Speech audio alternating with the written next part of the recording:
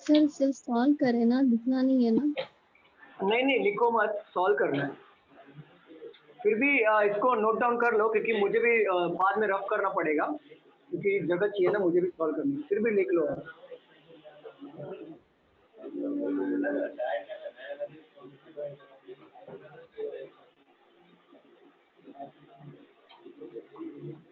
साहिल, आपको मैंने वो मॉक टेस्ट का दिया था, अपने सॉल्व कर रहे हो क्या?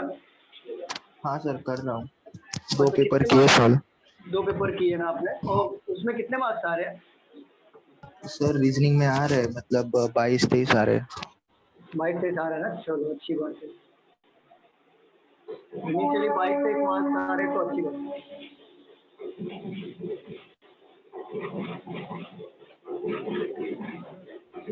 आपका वो ब्लड रिलेशन का इशू क्लियर हुआ ना? हाँ सर थोड़ा थोड़ा हो रहा है, पर अभी इतना परफेक्ट नहीं हुआ। इतना परफेक्ट नहीं है, प्रैक्टिस करोगे ना तो और भी अच्छा हो जाएगा।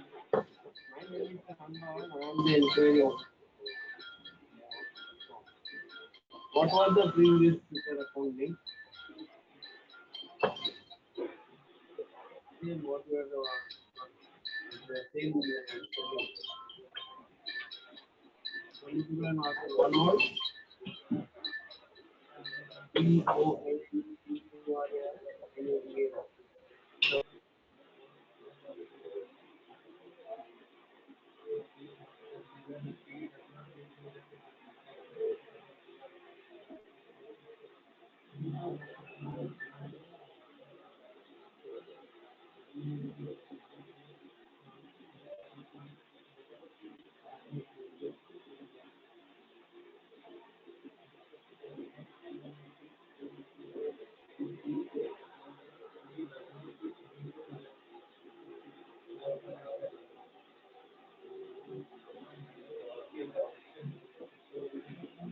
बाकी लोग इसको लिख के ले लो, क्योंकि लिख के सॉल्व करो आप, इसको ना लिख के सॉल्व करो आप।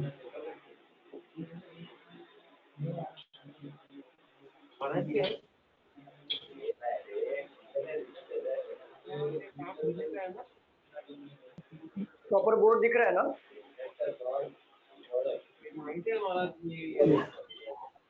बोर्ड प्रॉपर दिख रहा है ना?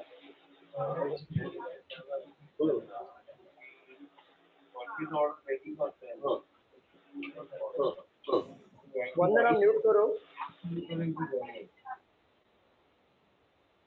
तो ट्राई करो ये क्वेश्चन को सॉल्व करो, ट्राई करो ट्राई करो। ऐसे बेस पता है ना आपको, तो कर सकते हो। सेंटर मतलब नॉर्थ, हाँ आउटसाइड मतलब साउथ। ट्राई करो सर, मैं सॉल्व करूँ। हाँ बोलिए। सर हाँ बोलिए ना। जो इसके पहले पढ़ाया था आपने वो अपलोड हो गया होगा? वो अपलोड आज हो जाएगा, मैं यूट्यूब पूछ पे? लेता हूँ, फिर पूछ लेता हूँ। ठीक है। वो मॉर्निंग का अपलोड हो गया है आनंद। हाँ मॉर्निंग का अपलोड हो गया है, वो भी आज पेपर सॉल्विंग ही कराया था मैंने मॉर्निंग में आज। और इसके पहले जो कल और परसों तो मतलब हाँ इसके पहले जो क्लासेस इसके पहले जो क्लास लिया था उससे पेपर सॉल्व करवाया था। ये कल एग्जाम है ना अभी? ओके, तो अभी पेपर सॉल्विंग ही चल रहा है? हाँ पेपर सॉल्विंग ही चल रहा है, आज भी पेपर सॉल्विंग है आफ्टरनून में, और इवनिंग में भी यही चलेगा। ओके ठीक। सॉल्व करिए क्वेश्चन को।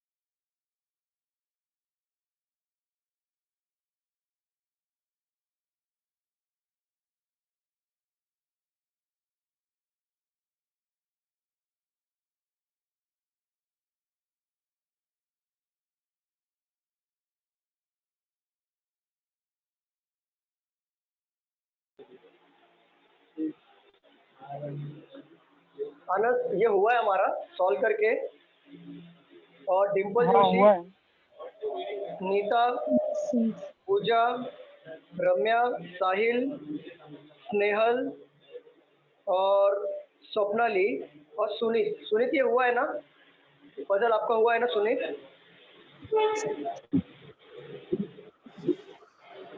सुनीत आवाज आ रही है? और किसी का हुआ था?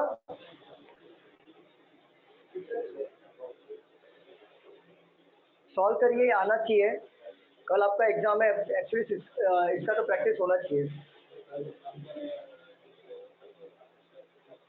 ज्योति, ज्योति कौन है यहाँ पे, अब नाम बताइए। ज्योति मैम आप नए हो क्या? ज्योति मैम। सर मैं हूँ। अच्छा हाँ मैम बोलिए ना, बोलिए। हाँ वो वंदना, वंदना को मैंने ऐड किया है। वंदना देखो, वंदना देख रही है लेक्चर सर आपका। ओके ओके ठीक है ठीक है। हाँ ओके सर। हेलो वंदना, आवाज आ रही है? वंदना आवाज आ रही है? वंदना अनम्यूट करके बोलो।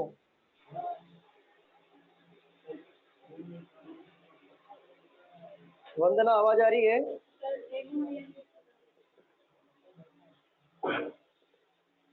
वंदना आवाज आ रही है क्या? बाकी लोग को मेरी आवाज आ रही है? हाँ सर। हाँ सर आवाज आ रही है। yes, ओके ओके ठीक है। ये आपने नोट डाउन कर लिया सभी लोग ने? नोट डाउन कर लिया क्या? किसका बना है मुझे बताओ, सॉल्व किसका हुआ? कल आपका पेपर है वंदना। ओके वंदना देखो, ऑलरेडी हमारा ये टॉपिक हो चुका है और आज हम लोग पेपर सॉल्विंग कर रहे हैं कल, क्योंकि कल आरबीआई का एग्जाम है, तो हम लोग एक पेपर सॉल्व कर रहे हैं कि एग्जाम्स में कैसे कैसे क्वेश्चंस आने का पॉसिबिलिटी है, तो उसके अकॉर्डिंग हम लोग तैयारी करवा रहे हैं। ठीक है, अगर आपको नहीं समझ में आएगा तो आप टेक्स्ट करो, नहीं तो आप मुझसे बात कर लो वंदना, जैसे आपने अभी टेक्स्ट किया ना वैसे बात कर लो, ठीक है?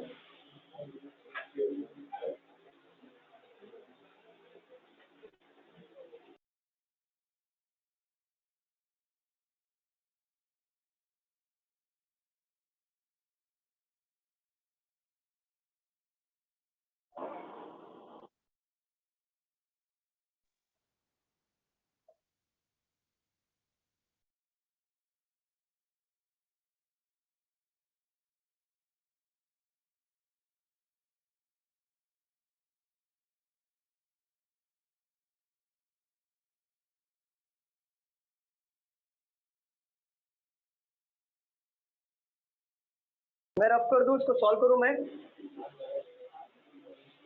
स्टूडेंट एक बताइए। Minute sir. हाँ ट्राई करो। डिम्पल जोशी का बनना चाहिए क्वेश्चन, अनस का बनना चाहिए, गिरीश का बनना चाहिए, नीता का बनना चाहिए क्वेश्चन, पूजा पाटिल को भी बनना चाहिए, रम्या, साहिल, स्नेहल, सर स्वप्नाली। यहाँ पे MNC लिखा है तो वहाँ पे C तो नहीं दिया है, MN ऐसे क्या हो? कौन सा लाइन? MNC फिर same direction as P। MNO है ना सर वो तो। मैन ओ है ये, O faces same direction S P.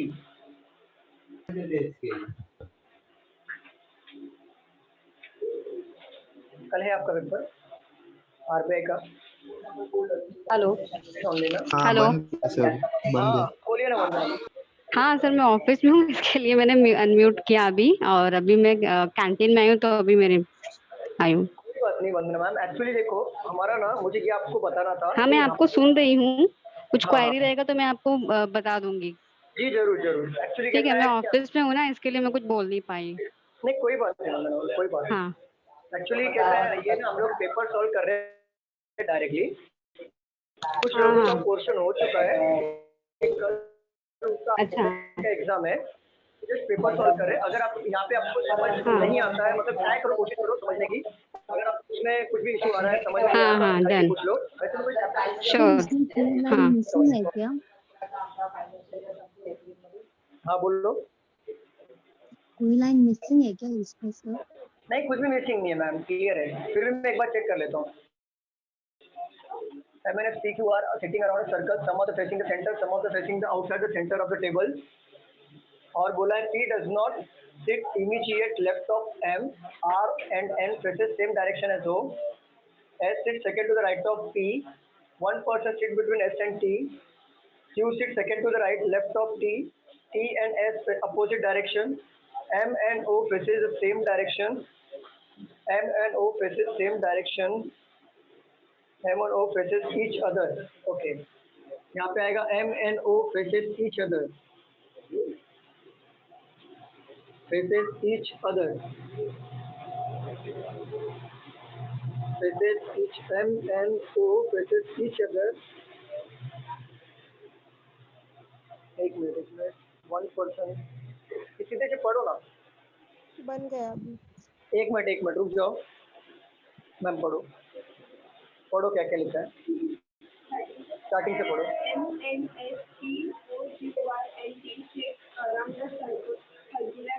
हाँ. Some are facing the center of the table.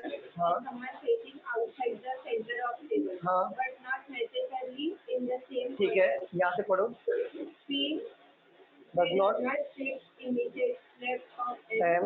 R and N faces some direction S O. हाँ. S sits second to the right of P. हाँ. One person sits between S and T. हाँ. Q sits second to the left of T. हाँ. T and S faces opposite direction. हाँ.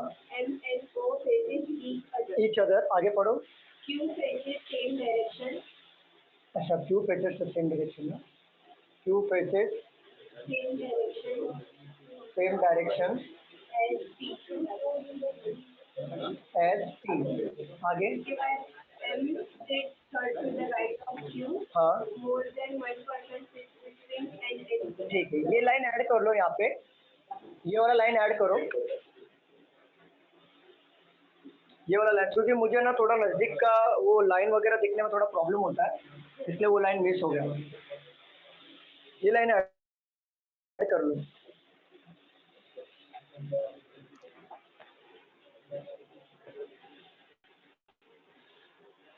और try करो अभी solve करने के लिए. मुझे कुछ लोगों से उम्मीद है कि ये सॉल्व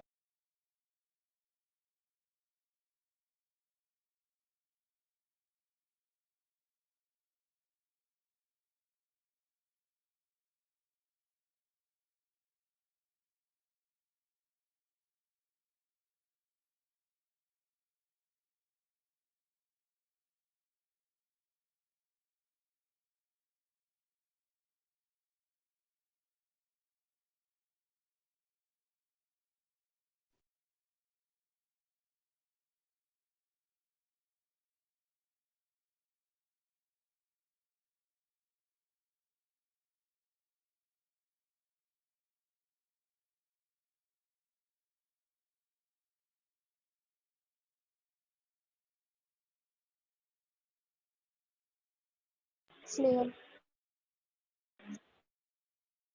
Okay, very good.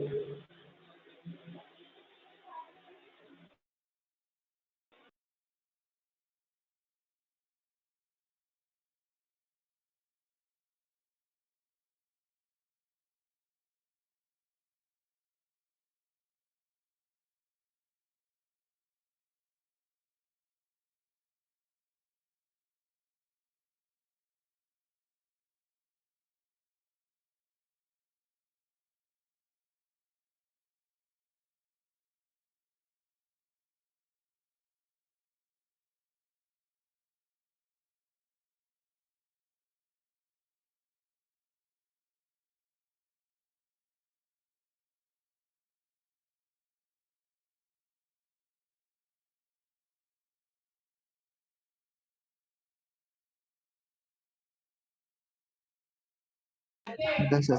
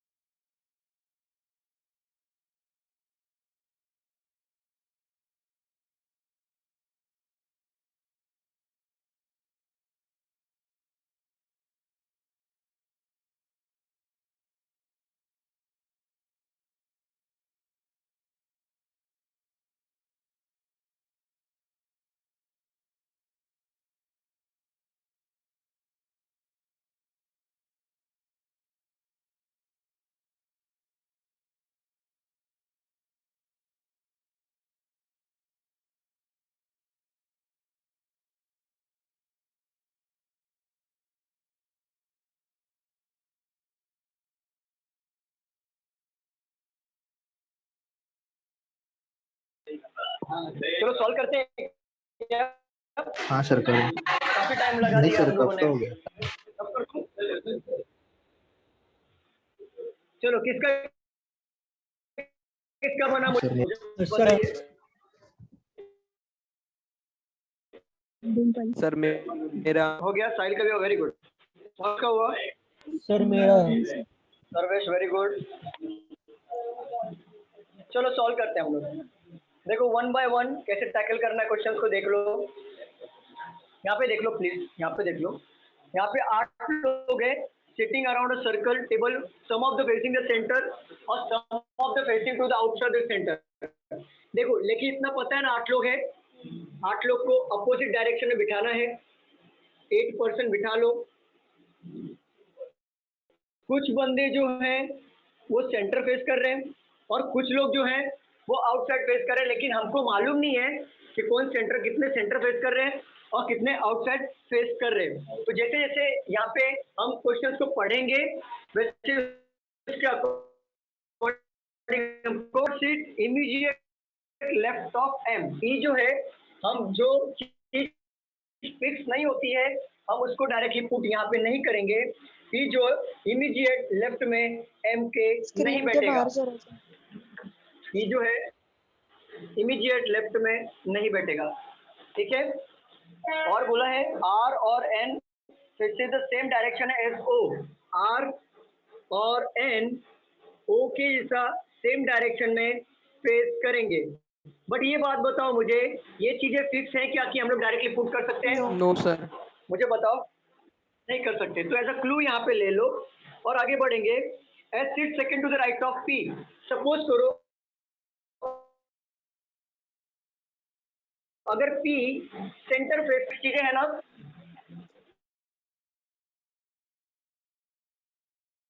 तो सेकंड पॉसिबिलिटी में पी आउटसाइड में, तो ये दो पॉसिबिलिटी बनेगी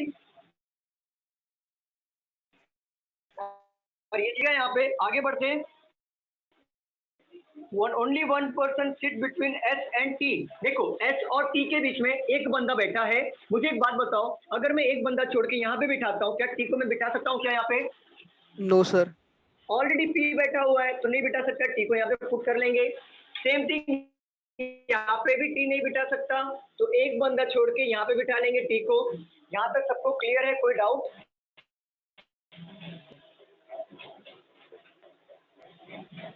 कोई डाउट है किसी को? मुझे बताओ यहाँ तक। No sir. ठीक है, यहाँ पे देखो बोल रहा है Q seat second to the left of T. देखो Q seat second to the left of T, अगर मैंने इनसाइड फेस किया क्यू का तो सेकंड लेफ्ट में क्यू पे यहाँ पे बिठा सकता हूँ क्या? नहीं बिठा सकता। तो ठीक है, आउटसाइड फेस करो और क्यू को यहाँ पे बिठा लो, ठीक है। अगर मैं यहाँ पे आउटसाइड फेस करता हूँ तो लेफ्ट बोले तो इधर आएगा, तो क्यू बैठ सकता है यहाँ पे? इनसाइड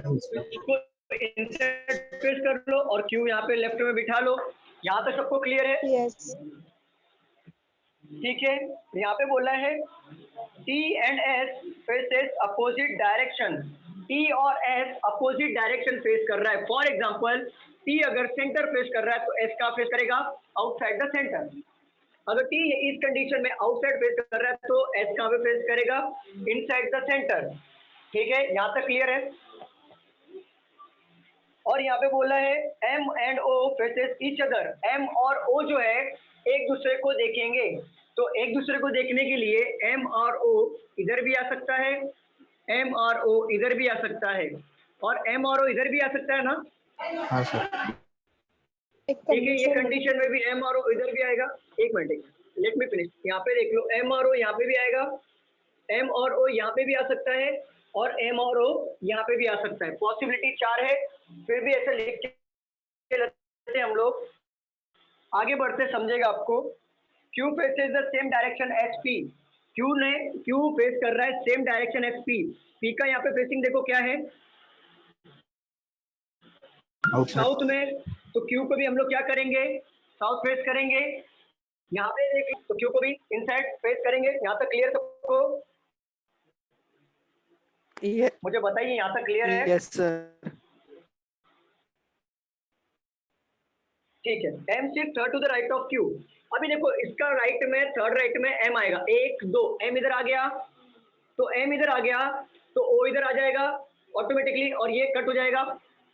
अब q में देखो थर्ड राइट में कौन, 1 2 3, m यहाँ पे आ गया तो o इधर आ जाएगा और यहाँ पे हमको m और o लेने का पॉसिबिलिटी का गरज पड़ा क्या, नहीं पड़ा। ठीक है, आगे बढ़ते हैं। More than 1 person sit between n और t, n और t के बीच में मोर देन 1 पर्सन बैठे हैं, मतलब कितने भी हो सकते हैं, दो से ज्यादा, 2 3 4 5 कितने भी। तो देखो अगर सपोज करो यहाँ पे देखो, यहाँ पे बोल रहा है राइट में बैठ सकता है तो m यहाँ पे ले लो, राइट में हो गया, ये ले लो, राइट में हो गया कि नहीं, लेफ्ट में नहीं बैठेगा ना बट राइट में तो बैठ सकता है, यहाँ पे ले लो और यहाँ पे हो गया ये। More than 1 person seat between n और t, n और t में एक से ज्यादा पर्सन बैठेंगे तो क्या मैं n को यहाँ पे बिठा सकता हूँ क्या, नहीं मुझे नहीं बताओ। एक से ज्यादा बैठेंगे ना, यहाँ पे नाम आएगा, यहाँ पे भी देख लो n को यहाँ पे बिठाना पड़ेगा और रिमेनिंग यहाँ पे आएगा। अब आगे पढ़ते हैं कि हम लोग को कहाँ पे मिसिंग हो रहा है, दोनों तो बन रहा है बट कहाँ पे मिस कर रहे हैं हम लोग। देखो r और n o के जैसा डायरेक्शन फेस कर रहा है तो r ये बचा, r ये भी बचा, r कहाँ गया, ये r और n o के जैसा डायरेक्शन रहा है, उसका डायरेक्शन मुझे बताओ। ठीक है, अब वापस स्टार्टिंग में जाओ, स्टार्टिंग से पढ़ो कि P does not sit immediate left of M, P जो है does not sit immediate left of M, तो यहाँ पे राइट हो गया, यहाँ पे भी राइट हो गया। ठीक है, और यहाँ पे देखो R और N फिर से सेम डायरेक्शन है, तो अभी तक हमको इसका क्लू मिला नहीं है। S sits second to the right of P, S sits second to the right of P, यहाँ पे भी S second to the right of P है। Only 1 person sit between S और T, यहाँ पे भी S और T, यहाँ पे भी S और T है। M और O faces each other, M और O faces each other। देखो अगर M जो है इनसाइड फेस करेगा तो O भी कहाँ पे फेस करेगा, इनसाइड फेस करेगा। अगर M आउटसाइड फेस करेगा तो O आउटसाइड फेस करेगा, तो इन दोनों का एक दूसरे को देख रहे हैं क्या, मुझे बताओ। नहीं देख रहे, तो ये हमारा हो जाएगा रॉन्ग। फेसिंग ईच अदर मतलब दोनों एक दूसरे को देखेंगे। अगर हमें O का मिल गया कि इनसाइड फेस कर रहा है तो R और N का मिलेगा कि नहीं, ये भी इनसाइड फेस करेगा। ये हमारा सेकंड क्लू भी मिल गया, ये भी मिल गया और ये हमारा पजल बन गया। क्या सबका ऐसे ही बना था? किसी को डाउट है इनसाइड आउटसाइड में? कितना इजीली बना, पढ़ते गए सॉल्व करते गए, पढ़ते गए सॉल्व करते गए। समझ में आया सबको?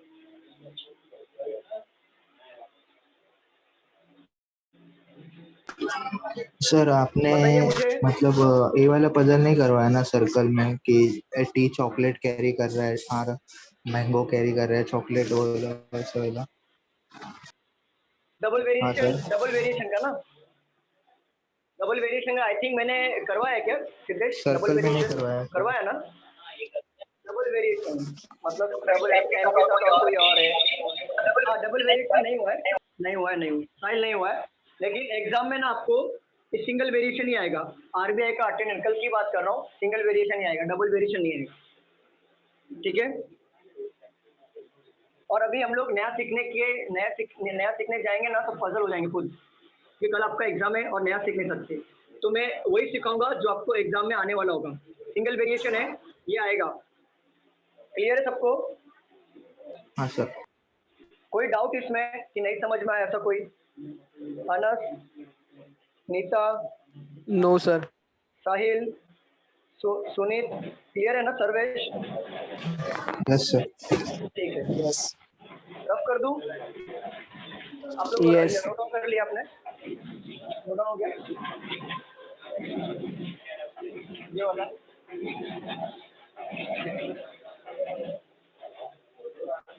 मतलब ऐसे पेपर सॉल्व हो रहा है पूरा। ठीक है,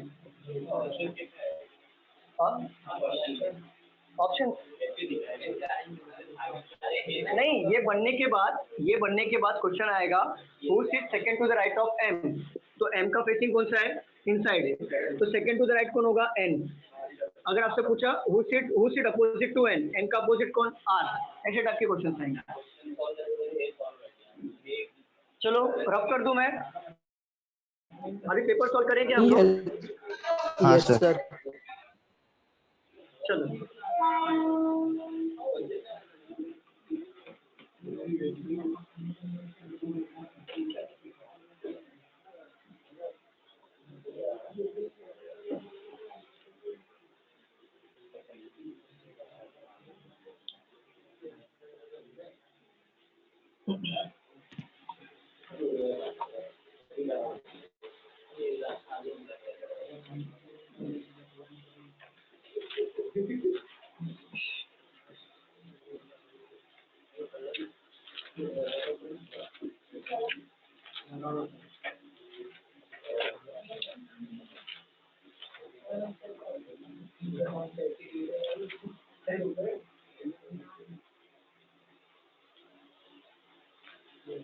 चलो देखो, पहली बात ना, मैं आप लोगों को ये बात बताना चाहता हूँ, कल जिसका एग्जाम है वो ये बात समझ लो, आपके पेपर में वेटेज क्या क्या होगा, किसका कितने चैप्टर का वेटेज होगा, ये बात समझ लो आप। देखो, इनइक्वालिटी से 2 से 5 मार्क के क्वेश्चन आ सकते हैं, ठीक है। सिलोप से 2 से 5 मार्क के क्वेश्चन आ सकते हैं। ब्लड रिलेशन से 2 से 5 मार्क के क्वेश्चन आ सकते हैं। डायरेक्शन से 2 से 5 मार्क के क्वेश्चन आएंगे। सीरीज से डायरेक्टली 5 मार्क के क्वेश्चन आएंगे, सीरीज से डायरेक्टली, और ये फिक्स आएगा ये आएगा। और पजल प्लस सिटिंग अरेंजमेंट, क्या हुआ? 120 मार्क्स का पेपर है क्या? मैं रीजनिंग की बात कर रहा हूँ, टोटल पेपर क्वेश्चन नहीं बोल रहा हूँ मैं रीजनिंग की बात कर रहा हूँ। पजल का देखो 15 से 20 मार्क का आएगा, और ये 15 से 20 मार्क का बहुत इंपॉर्टेंट है। सीरीज फिक्स आएगा, और सातवां ले लो कोडिंग डिकोडिंग। देखो कोडिंग डिकोडिंग की या तो 1 मार्क ले आएगा या डायरेक्टली 5 मार्क ले पूछेगा। तो बात को समझो आप, अगर सीरीज और पजल ये तो फिक्स आना ही आना है इसको। अगर आपको इनइक्वालिटी आया तो सिलॉक्स नहीं आएगा, या सिलॉक्स आया तो ब्लड रिलेशन नहीं आएगा, ये आपका सफल होते रहेगा। ये 100% नहीं बोल रहा हूँ कि सब आएगा, लेकिन क्वेश्चंस इसमें से ही आएंगे और इसके बाहर क्वेश्चंस नहीं आएंगे। समझ रहे हो सब लोग? सर उसकी अल्फाबेटिकल सीरीज की बात करते हैं। किसका सीरीज की? सीरीज में है ना, मैंने सिखाया था ना, अल्फाबेटिकल सीरीज ना। Alphabetical series, mix series, numerical series, ये तीनों में से कोई एक आएगा 5 मार्क के लिए। पजल सिटिंग अरेंजमेंट से 15 से 20 मार्क आएगा। और देखो, आपको अगर डायरेक्शन दिया ना, तो जरूरी नहीं है कि आपको सब एक साथ पेपर में आएगा। मैं क्लियर बता रहा हूँ, अभी मेरे बात को ध्यान देना। अगर इनइक्वालिटी आया तो शायद हो सकता है कि सिलॉक्स ना आए, अगर आपको सिलॉक्स आया तो हो सकता है कि ब्लड रिलेशन ना आए। तो ये जो 5 चैप्टर है ये तो सफल होते रहेंगे, बट सीरीज और पजल सिटिंग अरेंजमेंट ये फिक्स रहेगा आपका आने के लिए। क्लियर है? और आप लोगों से रिक्वेस्ट कर रहा हूँ, पेपर सॉल्व करते वक्त डायरेक्टली पजल सॉल्व करते मत बैठ जाना। शुरू में पजल सॉल्व करते डायरेक्टली मत बैठना, इसको लास्ट में लेना। पहले ट्राई करना कि इजी विजी वाले जो चैप्टर्स हैं उसको कवर करो आप। मतलब इनइक्वालिटी, सिलॉक्स आया तो सिलॉक्स सॉल्व करो, ब्लड रिलेशन आया तो ब्लड करो, डायरेक्शन आया तो डायरेक्शन करो, कोडिंग डिकोडिंग आया उसको सॉल्व करो, बाद में सीरीज उसको सॉल्व करो, लास्ट में पजल को हाथ लगाना। क्लियर है सर? हाँ सर, अभी 20 मिनट्स का पेपर रहेगा, तो मतलब जरा मतलब मिनट्स भी जरा डिफरेंशिएट करके दो ना, मतलब इतना मिनट में इतना होना चाहिए, उतना मिनट में इतना होना चाहिए करके। देखो साहिल, मैं एक बात बोलूँ, मेरा बात कर रहा हूँ, मेरी बात अगर करोगे तो मैं क्वेश्चन नंबर 1 से स्टार्ट करता हूँ, डायरेक्ट 35 तक जाता हूँ। मैं ये सब मैं ये सब करता ही नहीं, क्योंकि मेरा पजल इधर 1 अटेम्प्ट में बनता है और मैं 33-34 क्वेश्चन को टच करता ही हूँ रीजनिंग में। लेकिन मैं आपको वो, आप किसी नए हो तो मैं आपके अकॉर्डिंग बता रहा हूँ कि इनइक्वालिटी में ज़्यादा से ज़्यादा 1.5 मिनट लगना चाहिए। सिलॉक्स में 5 क्वेश्चन है, ज़्यादा से ज़्यादा 1.5 मिनट लगना चाहिए। ब्लड रिलेशन में भी ज़्यादा से ज़्यादा 1.5 मिनट लगना चाहिए। डायरेक्शन में 2 मिनट लगना चाहिए। सीरीज में ये आपका बनना चाहिए 2 मिनट के अंदर। और कोडिंग डिकोडिंग अगर 5 मार्क वाला आया तो 2.5 मिनट ले लो, अगर 1 मार्क वाला आया उसको छोड़ो, लास्ट में सॉल्व करो और बहुत टाइम खाएगा। वो 1 मार्क वाला भी आपका 2.5 मिनट खाएगा, इसके लिए लास्ट में लो उसको।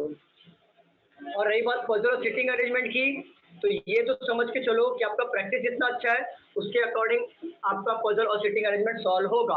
प्रैक्टिस नहीं किया होगा तो एक पजल लगाने में 5 मिनट चला जाएगा, नहीं तो 2 से 3 मिनट में पजल सॉल्व हो जाएंगे। बट इनइक्वालिटी में 1.5 मिनट, सिलॉक्स में 1.5 मिनट, ब्लड रिलेशन में 1.5 मिनट, डायरेक्शन में 2 मिनट, सीरीज में 2 मिनट, कोडिंग डिकोडिंग में 2 से 2.5 मिनट लगना चाहिए। और ये 10 मिनट में सारे क्वेश्चन होना चाहिए और 10 मिनट पूरा का पूरा पजल सिटिंग अरेंजमेंट को देना चाहिए। समझ गए? हाँ सर। सर एक मेरा डाउट है। पहले डायरेक्टली पजल पे सॉल्व मत करो, पहले आप छोटे छोटे जितने भी क्वेश्चन है पहले हाथ का मार्क आप उठा लो, उसके बाद पजल सॉल्व करो। क्योंकि उसके बाद कैसा पजल बना नहीं बना, लेकिन हाथ का मार्क तो आपके हाथ में आ गया ना, इसलिए पेपर साइड पहले गेम खेल लो, फिर बाद में पजल पे आओ, क्योंकि इसमें नेगेटिव मार्किंग भी है। वही हाँ, एक पे 0.25। सर एक डाउट है। सर मुझे ये पूछना था कि अभी नेक्स्ट वीक में अभी CHSL का एग्जाम चालू हो रहा है, तो पजल और सीटिंग अरेंजमेंट छोड़ के बाकी का जो सब आपने अभी बताया वैसा ही आएगा उधर भी? एग्जैक्टली वैसा ही आएगा। और देखो मैंने सर्वेश में आपको एक बात बताना चाहता हूँ कि ये देखो बैंकिंग की ये फिक्स पैटर्न है। बैंकिंग में ये फिक्स होता है कि इसके बाहर क्वेश्चंस नहीं आएंगे। बट एसएससी में क्या होता है पता है? एसएससी में ये होता है कि मैं आपको कॉन्सेप्ट सिखा सकता हूँ, लेकिन मैं गारंटी नहीं ले सकता कि ये क्वेश्चंस आएंगे, क्योंकि एसएससी में पूरा कॉन्सेप्ट के ऊपर ही है। समझ गए? लेकिन मैं एसएससी का पूरा जितना भी है मैंने ऑलरेडी सिखा दिया है। मैं बोल रहा हूँ कि एसएससी में आपका उससे बाहर क्वेश्चंस नहीं आएगा और डिफिकल्ट ज़्यादा नहीं होता है सीएचएसएल और सीजीएल का। सीजीएल का डिफिकल्ट होता है, बस सीएचएसएल का नहीं होता है। लेकिन आप बोलोगे कि सर ये क्वेश्चन बोला था आपने, वही क्वेश्चन नहीं आया, तो सेम क्वेश्चन तो नहीं आएंगे, बट उसके रिलेटेड कॉन्सेप्ट में आ सकते हैं। एसएससी की बात कर रहा हूँ, क्योंकि एसएससी का बैंकिंग पूरा का पूरा लॉजिकल है, ये कॉन्सेप्ट पे बेस्ड है ही नहीं। बट बैंकिंग का जितना भी चैप्टर है पूरा का पूरा कॉन्सेप्ट पे बेस्ड है, इसके लिए यहाँ पे फिक्स क्वेश्चन आते हैं। एसएससी में ऐसा कुछ भी फिक्स नहीं होता सर। एसएससी में जितना प्रैक्टिस करोगे उतना बेटर है। क्लियर सर्वेश? Yes sir. ठीक है, चलो मैं रफ करूँ, पेपर सॉल्व करते हैं हम लोग। पहले अभी भी बोल रहा हूँ, डायरेक्ट पजल का सिटिंग अरेंजमेंट सॉल्व करते मत बैठना, पहले छोटा छोटा जितने भी चैप्टर्स है उसको कवर कर लेना। जब वो सॉल्व हो जाए तब जाके पजल और सिटिंग अरेंजमेंट सॉल्व करना। क्लियर है?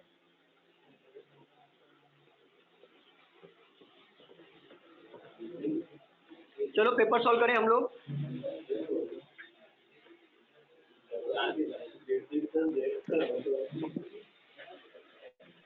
सर कितना होगा? क्या हुआ? एग्जाम कितने घंटे का होगा? क्या बोल रहे हो? वो बोल रही कि एग्जाम कितने मार्क्स का होगा? 120 टोटल। आपने फॉर्म भरा है ना नीता मैम? हेलो मैम आपने फॉर्म भरा है ना? नहीं फॉर्म भरा है? भरा है सर। आवाज नहीं आ रहा मैम। आपने फॉर्म भरा है क्या? हाँ सर भरा है। Okay okay. हेलो सर, कितने घंटे का एग्जाम होगा मैं ये पूछ रही हूँ। 90 मिनट का एग्जाम है, 1.5 घंटे का और 120 मार्क का है।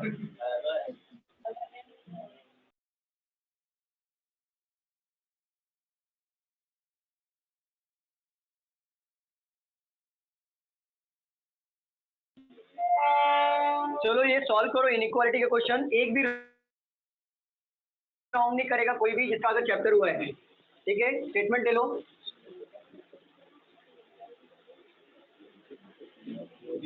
Conclusion number 1, conclusion number 2, solve करो प्लीज, सॉल्व करो। क्या बात कर रहे हो आप लोग? मत पढ़ो, मत छोड़ दो, मत पढ़ो, क्यों पढ़ते? मैं इधर क्या के लिए बैठा हूँ? जाओ मैं छोड़ के।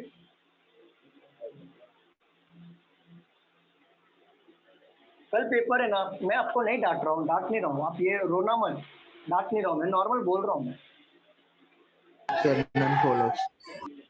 आपका जो क्वेश्चन है ना वो नोट डाउन कर लो आप लोग, और आंसर उसमें मार्क करो। आप लोग अच्छे से करोगे, मैं आपको 100% दूंगा, पहले बता रहा हूँ, पहले ही बोलते आ रहा हूँ।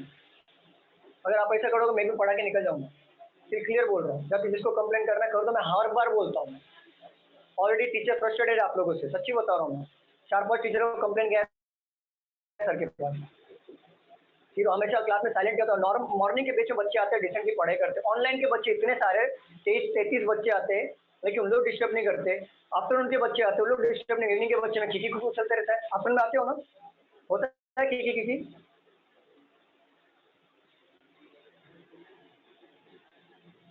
यार मैं जितना आपसे लाइटली बात करता हूँ, आप उतना मेरे को लाइटली ले लेते हो। मैं भी फ्रेश माइंड से पढ़ाने को आता हूँ, फ्रेश माइंड से 100% देता हूँ हर क्वेश्चन पे। अब ऐसे मूड खराब कर दोगे, मैं 50% भी नहीं दूंगा।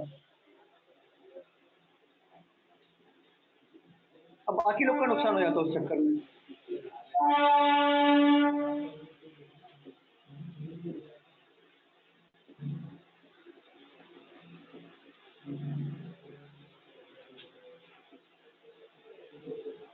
सॉल्व करो। सर लास्ट क्या लिखा है वो?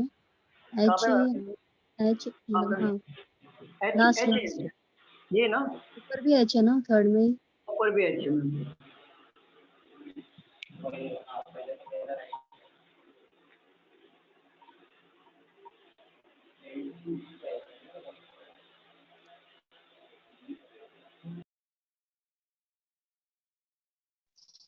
सर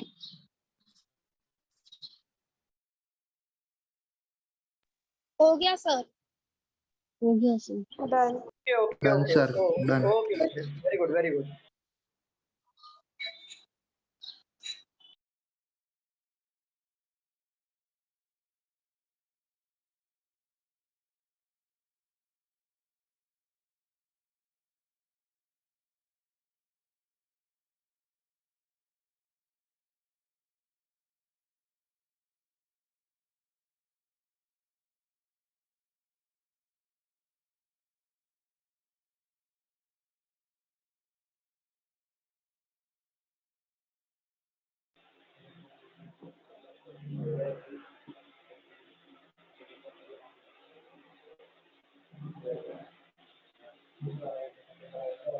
चलो ये बताओ, आंसर आया सब? हाँ सर। हाँ सर जी। फर्स्ट का फर्स्ट रैंक है। फर्स्ट का फर्स्ट, सेकंड का सेकंड, सेकंड और थर्ड का फर्स्ट।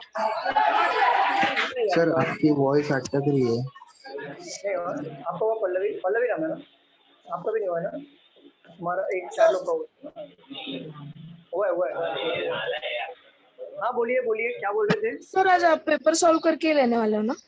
हाँ आज पेपर सॉल्व होगा पूजा मैम, आज पेपर सॉल्व होगा।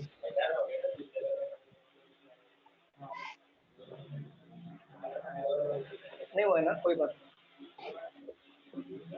हो गया, डन डन। अनिकेत, साहिल करो, लास्ट का करो। देखो पेपर एग्जाम में, देखो मैं आपको ना कॉन्सेप्ट नहीं पढ़ाऊंगा, पहले बोल रहा हूँ मैं कॉन्सेप्ट नहीं पढ़ाऊंगा, लेकिन एग्जाम्स में क्वेश्चंस को कैसे सॉल्व करना है, वो फास्ट तरीका क्या होना चाहिए मैं आपको बताऊंगा। यहाँ पे कैसे आपका अप्रोच होना चाहिए बाकी लोगों से आगे बढ़ने के लिए। ये 1.5 मिनट में 5 क्वेश्चन किस तरीके से होगा मैं आपको बताऊंगा। आप ओरली करना पड़ेगा यहाँ पे, और ऐसा मत करो कि आराम से सॉल्व करो, क्योंकि इतना टाइम एग्जाम्स में नहीं होता। ठीक है, हो गया साहिल? कौन सा चल रहा? थर्ड वन कर लो।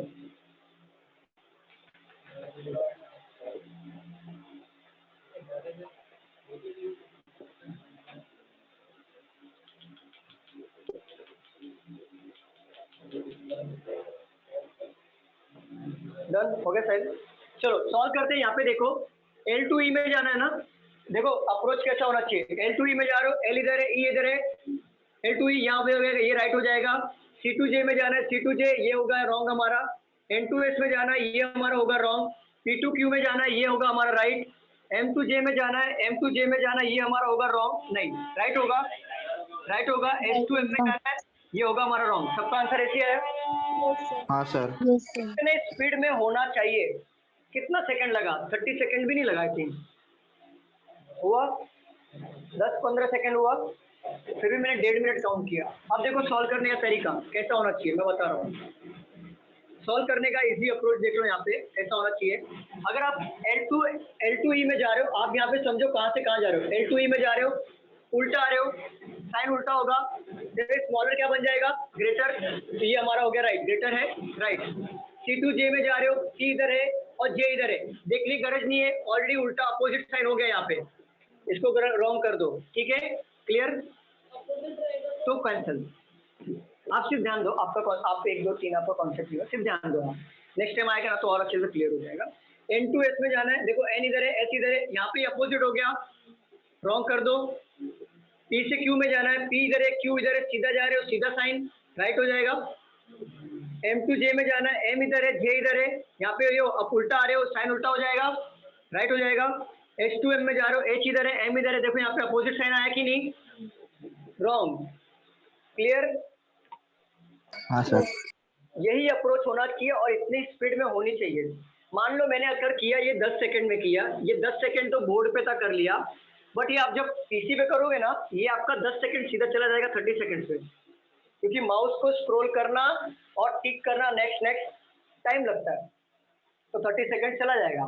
तो 3 क्वेश्चन 30 सेकंड में हो गए। मैं बोलता हूँ 30 मत पकड़ो, 50 सेकंड्स ले लो और बाकी के 2 क्वेश्चन को आराम से कर लो। 1.5 मिनट में 5 मार्क्स हाथ में आना चाहिए, समझ गए। इसको इतना ही टाइम देना है, क्योंकि ये ज्यादा टाइम इसको देना नहीं है। और सर ऊपर से पीसी हैंग हो गया तो और ज्यादा नहीं पीसी हैंग कभी नहीं होगा साहिल, कभी नहीं होगा, इतना ध्यान रखो, कभी नहीं होगा पीसी आपका हैंग। हाँ देखो, आपको एग्जाम में जाते वक्त एक बार चेक करना, माउस वगैरह चेक कर लेना पहले ही। अगर माउस नहीं चल रहा है या आपका कुछ प्रॉब्लम आ रहा है माउस में, सीधा डेस्कटॉप चेंज कर लेना, चेक करवा लेना, बाद में टाइम नहीं मिलेगा। बाद में सीधा डेस्कटॉप चेंज कराओ, सीधा बोलो कि मेरा माउस से चल रहा है, मुझे दूसरा डेस्कटॉप पे दो। वो डेस्कटॉप मत लेना, कितना भी लोग बोलेंगे ना कि हम लोग सही करके देंगे, वो लेना मत, मुझे दूसरा डेस्कटॉप चाहिए, वो लोग स्विच करके देते हैं। क्लियर है? ठीक है सर। चलो ये था इनइक्वालिटी। अब आते सीरीज पे। पूरा क्वेश्चंस नहीं लूंगा मैं छोटे छोटे क्वेश्चन ही ले पाऊंगा, फिर भी आप समझ जाना एग्जाम्स में कैसे आएगा। 684 512। सर स्क्रीन गया आपका। स्क्रीन चला गया सर। हाँ एक मिनट हाँ।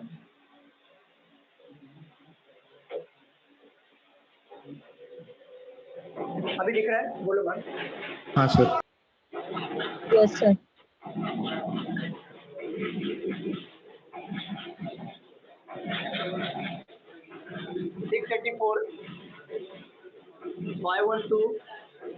ये देखो न्यूमेरिकल सीरीज है, बट वो ग्रुप में सीरीज है, मतलब देखो बंचेस में है ना, ये बंचेस वाला है।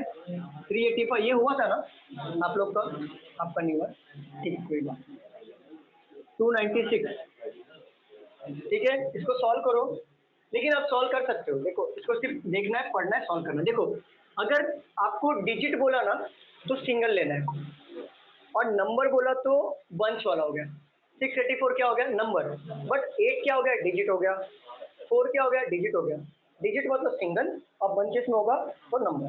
क्लियर? चलो इसमें कुछ भी है नहीं, सॉल्व कर सकते हो। क्वेश्चन नंबर 1 ले लो। If 2 is added to the first digit, अब डिजिट मतलब क्या हो गया, नंबर, सिंगल नंबर, ठीक है। Digit of each of the number, how many numbers thus formed will be divisible by 3? ऐसा कितना नंबर है जो 3 से डिविजिबल होगा अगर हम लोग स्टार्टिंग के 3 नंबर इसमें 2 ऐड करेंगे? 3 नंबर आ रहा है, चेक करते हैं।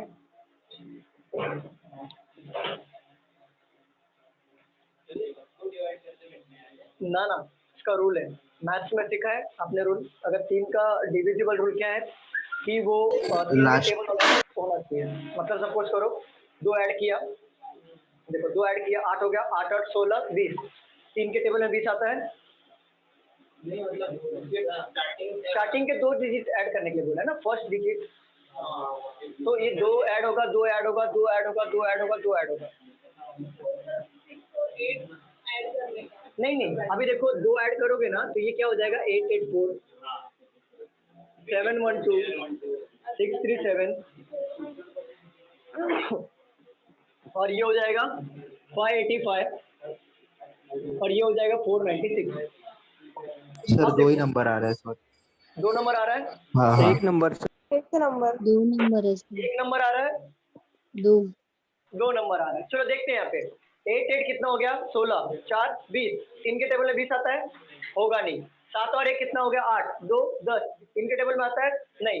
6 3 9 7 16 नहीं आता है। ये कितना है, 585, 18 हो गया, 10 और 18 हो गया, ये जाएगा जाएगा। 4 और 9 कितना हो गया, 13 और 6 13 6 कितना हो गया, आते टेबल में 3 के 1 आंसर आता है। यस यस 1 हाँ, डिविजिबल का रूल पता होना चाहिए। 3 का डिविजिबल मतलब 3 के टेबल में टोटल करने के बाद आना चाहिए, याद रखना। नहीं नहीं, देखो यहाँ पे लिखा है if 2 is added to the first digit of each of the number, मतलब 2 ऐड करेंगे हर एक नंबर पे। सो हाउ मेनी नंबर, मैंने बोला था ना कि डिजिट रहेगा तो उसको डिवाइड करना है, बट नंबर पूछा है ना, हाउ मेनी नंबर मतलब बंच में आ गया वो, तो डिविजिबल बाय 3। इसलिए मैं बोला कि इसमें कोई रूल नहीं है, सिर्फ याद रखना डिजिट मतलब सिंगल, नंबर मतलब bunch of digit.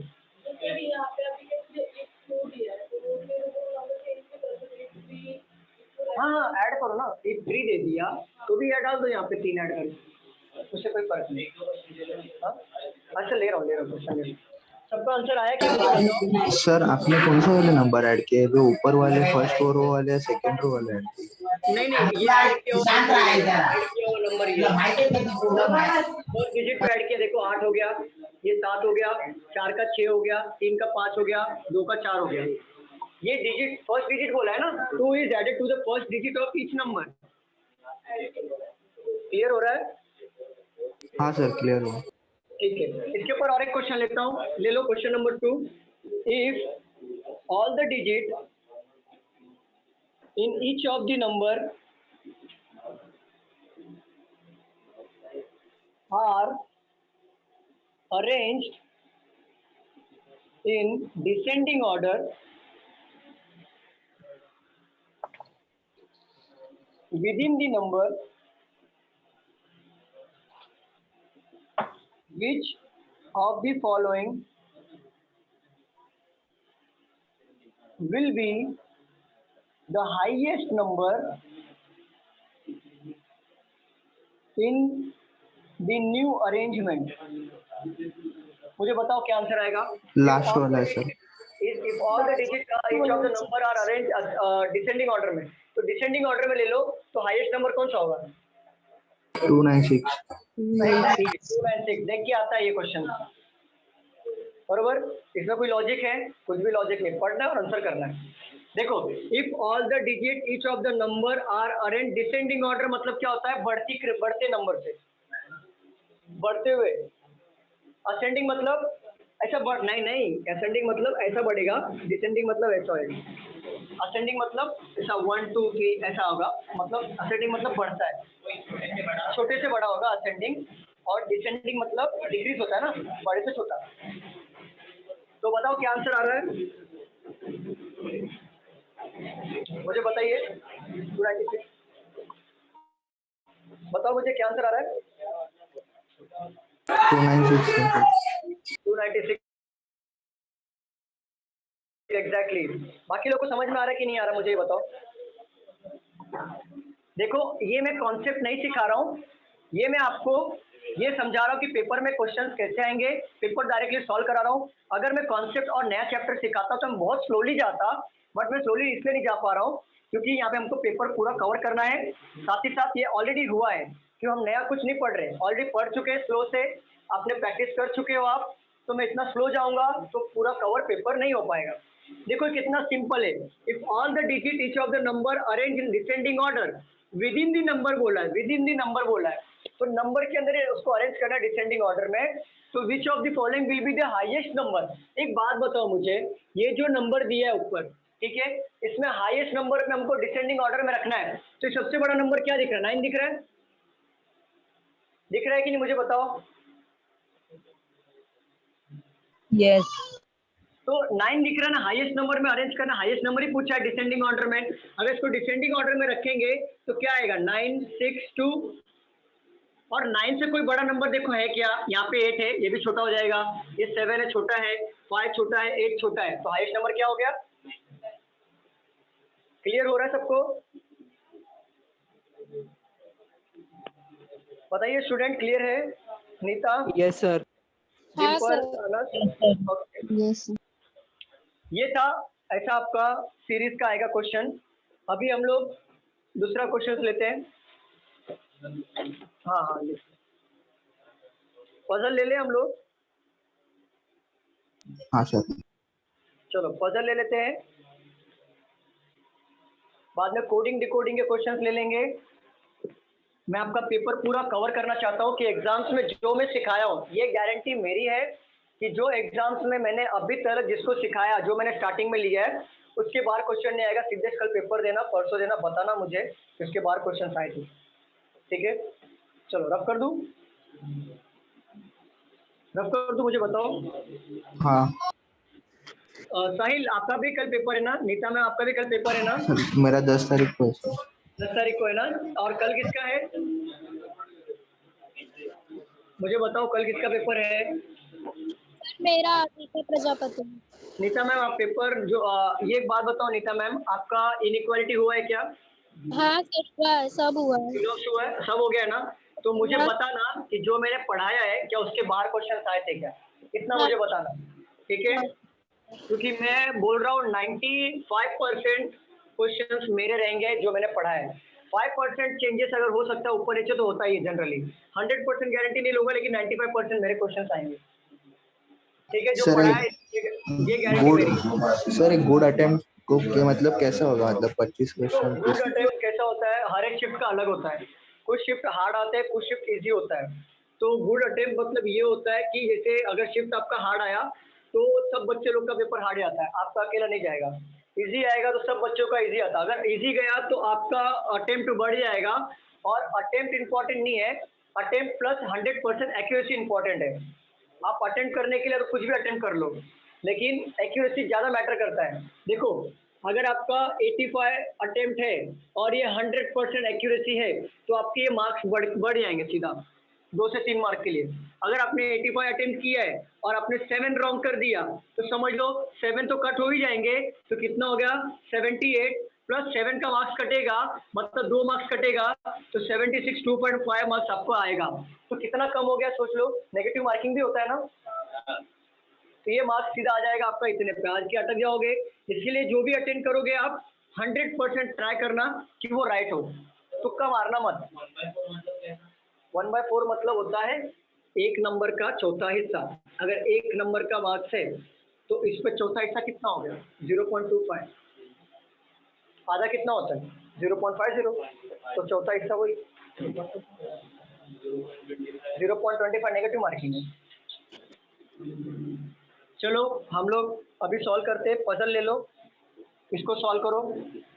8 friends A B C D E F G and H are sitting around a circle facing the center. A sits third to the left of B. D does not sit next to A or B. C and G always sit next to each other. H never sits next to D. And C does not sit next to B. Solve करिए.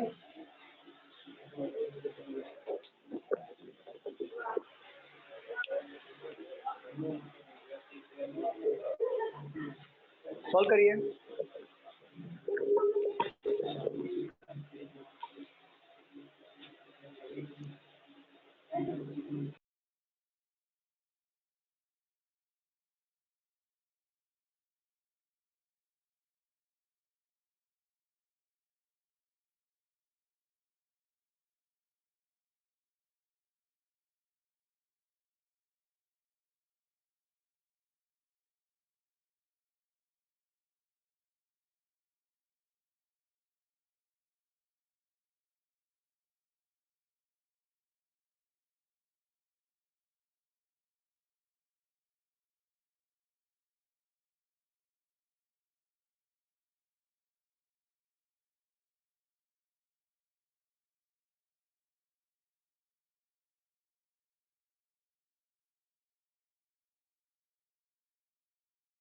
Done, sir.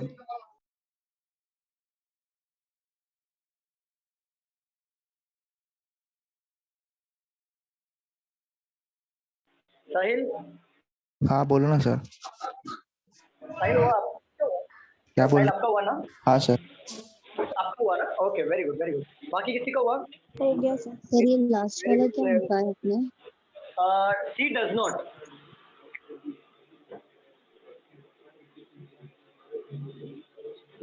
C does not sit next to B. Nita ma'am, हो गया आपका? Sir एक minute.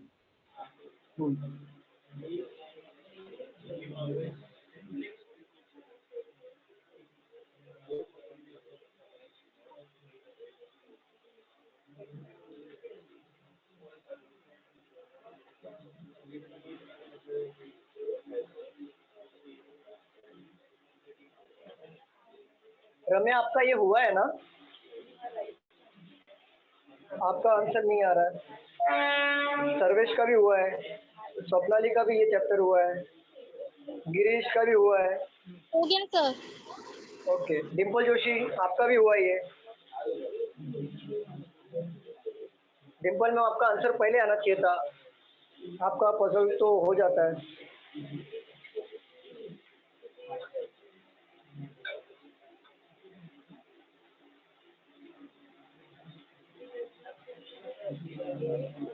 साहिल, आपको marks कितने आ रहे हैं जो मैंने टेस्ट सीरीज दिया था? कितना बोला आपने? सर 20-22 आ रहे. बहुत कम आ रहे हो. 20-22 आ रहा है. इनिशियल स्टेज है ना सर आपका. 35 में से आ रहा है ना? हाँ सर. सर इसमें मुझे 35 में से अगर 20 और 22 पर आ रहे हैं ना, एक्चुअली ये स्टेज में आपको 35 में से 25 to 27 के बीच में आना चाहिए था. आप 5 मार्क पीछे हो साहिल सर. हाँ सर. थोड़ा प्रैक्टिस और बढ़ाओ. प्रैक्टिस और बढ़ाओ. बहुत करीब आए हो आप, क्योंकि आपका पोर्शन भी हुआ नहीं है ना अभी तक. नहीं हुआ सर.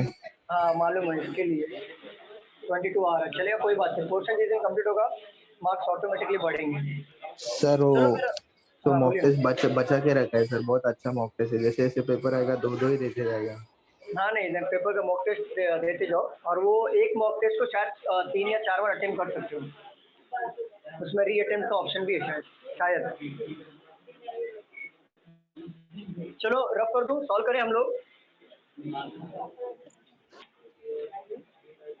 सॉल्व कर, इसको रफ कर दूं मैं? हाँ सर. ओके.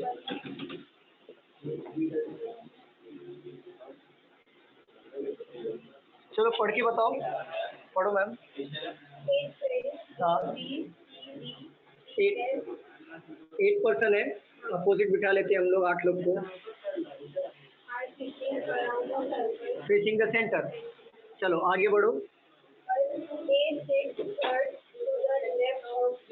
देखो A sit third to the left of B, तो बी के लेफ्ट में थर्ड में ए आना चाहिए, तो बी के थर्ड लेफ्ट में ए आना चाहिए, आपने उल्टा कर दिया, मुझे पता था।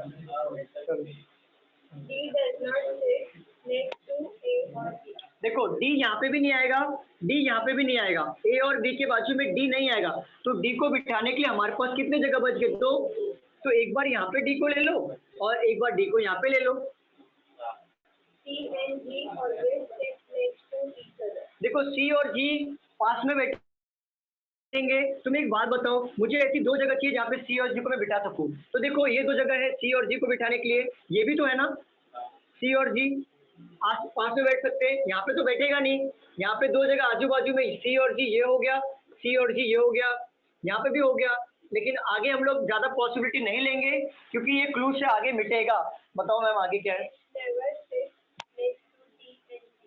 H never sit next to, देखो एच तो यहाँ पे आएगा नहीं, डी के बाजू में नहीं है, यहाँ पे भी एच नहीं आएगा जो डी के बाजू में नहीं है, और बोला सी के बाजू में भी एच नहीं आएगा, बरोबर यही बोला है? मुझे बताओ यही बोला है? नहीं वापस पढ़ो, आपने कुछ मिस्टेक किया क्या? H never sit next to D, और पढ़ो। तो C does not sit next to B, तो देखो सी बी के बाजू में नहीं बैठेगा, तो सी किधर बैठ, तो यहाँ पे कौन बैठेगा? जी बैठ सकता है, हाँ यहाँ पे सी आएगा। इस कंडीशन में देखा जाए तो जी इधर भी तो आ सकता है ना, और सी इधर आएगा। यहाँ पे देखो सी नहीं बैठ रहा है तो किसको बिठाएंगे हम लोग? जी को बिठा लो। बट ये कंडीशन में भी देखो हमारे पास दो पॉसिबिलिटी आ रहा था ना, तो यहाँ पे कौन आ जाएगा? सी और जी, यहाँ पे भी सी और जी, और एच यहाँ पे बैठेगा नहीं, ये दो जगह पे एच कहाँ पे बैठ जाएगा? यहाँ पे बैठेगा, बरोबर। यहाँ पे देखो एच बैठ रहा नहीं है ये दोनों जगह पे, तो एच यहाँ पे नहीं बैठेगा, तो एच को हम लोग कहाँ पे बिठा लेंगे? यहाँ पे बिठा लेंगे। पढ़ो आगे क्वेश्चन, पूरा पढ़ो फिर से। हाँ हाँ हाँ हाँ, A sit third to the left of B. चलो आगे पढ़ो। बी ना कि डी? डी ए के बाजू में नहीं है, बी के बाजू में, दोनों कंडीशन में नहीं है। चलो आगे पढ़ो। सी और जी बाजू बाजू में बैठ गए। चलो आगे पढ़ो। H never sit next to D, तो एच यहाँ पे देखो, एच यहाँ पे नहीं आएगा, एच यहाँ पे भी नहीं आएगा, एच को हम लोग ने यहाँ पे ले लिया एक बार, और ये कंडीशन में एच को ले लिया यहाँ पे क्योंकि बी यहाँ पे नहीं आएगा। आगे पढ़ो। तो सी नेक्स्ट, तो जी को ले लिया हमने, और पढ़ो। इतना ही है, ठीक है। और रिमेनिंग क्या बच्चा मुझे बताओ जरा नाम क्या बचा है? तो ई और एफ स्लैश इधर आएगा, ई और एफ, क्योंकि दोनों का प्लेसिंग हमें पता नहीं चला, तो ई और एफ यहाँ पे आ जाएगा। सबका ऐसे ही बना था, मुझे बताओ। Yes sir. ओके देखो आपने ई और एफ का प्लेसिंग यहाँ पे दिया नहीं है, तो ई और एफ का अगर प्लेसिंग नहीं दिया है तो आपको दोनों स्लैश करके लेना है। एग्जामिनर क्वेश्चन कैसे पूछेगा पता है? If E sit immediate right of B then who sit next to E, immediate next to E D, तो कौन आएगा मुझे बताओ? If E sit immediate right of B then who sit immediate right of D? Sir question repeat करो ना। Question पूछा अगर for example देखो ये यहाँ पे डबल स्लैश वाला आया, डबल स्लैश वाला आया, देखो तो अगर आपको एग्जामिनर ना इसके ऊपर पक्का क्वेश्चन पूछेगा, पक्का गारंटी बोल रहा हूँ, क्योंकि अगर स्लैश आ गया ना तो ये देखो ये फिक्स क्वेश्चन एक तो पकड़ के चलो। अगर यहाँ पे क्वेश्चन आ गया if E sit immediate right of B then who sit immediate right of D? F. अगर ई यहाँ पे बैठ गया तो बचा कौन? एफ ही बैठेगा ना यहाँ पे। ऐसे क्वेश्चन आएंगे, पक्का क्वेश्चन आएगा यहाँ। क्लियर सबका? दोनों पॉसिबिलिटी अलग अलग हुआ है ना? दोस्तों पॉसिबिलिटी अलग हुआ है, लेकिन यहाँ पे एक ही देखो, मैं यहाँ पे कैसा हो गया पता है, क्योंकि यहाँ पे आई थिंक प्रिंटिंग मिस्टेक हो सकता है, क्योंकि वो बुक में वो प्रॉपर है नहीं, ये है नहीं, ये जो क्वेश्चन ले रहा हूँ वो है नहीं प्रॉपर, तो दोनों। लेकिन मैं बताना चाहता हूँ कि ई और एफ का अगर क्वेश्चन आया तो ऐसे लेना है आपको डायरेक्टली, क्योंकि जो मैं बुक ले रहा हूँ ना, वो बुक में खुद प्रिंटिंग मिस्टेक लिया हुआ है। एक मिनट दिखा देता हूँ, यहाँ पे देख लो, दिख रहा है यहाँ पे, यही क्वेश्चन है और ये प्रिंटिंग मिस्टेक ऑलरेडी है। लेकिन मेरे समझाने का मोटिव ये था क्वेश्चन में कि अगर फ्लैश वाला क्वेश्चन आया तो आपको कैसे लेना है क्वेश्चंस को, ठीक है? बोलो ना। CND नहीं आता, मतलब क्वेश्चन इनकम्प्लीट है ना सर? मतलब जैसे CND नहीं आएगा, अगर फ्लैश लेने का मतलब ये है, मेरा ये क्वेश्चन लेने का मकसद ये है कि अगर आपके एग्जाम में फ्लैश करके कोई क्वेश्चन आ, अगर 2 जगह मिला, 2 जगह खाली हुआ और 2 जगह खाली होने के बाद अगर आपको 2 का प्लेसिंग का पता नहीं है तो घबराना नहीं कि ई और एफ कहाँ पे बैठेगा, फ्लैश करके दोनों पे लिख लेना। अगर एग्जामिनर पक्का एक क्वेश्चन पूछेगा कि अगर बी के इमीडिएट राइट में अगर ई बैठ रहा है तो डी के इमीडिएट राइट में कौन होगा? एफ होगा। तो ये क्वेश्चन आएगा, इसका मोटिव ये है लेने का, क्योंकि मैं फिर भी क्वेश्चन चेक कर लेता हूँ। A seat third to the left of B while second to the right of F. मैंने एक पर्सन मिस कर दिया, प्रिंटिंग मिस्टेक कहाँ गया? ए सीट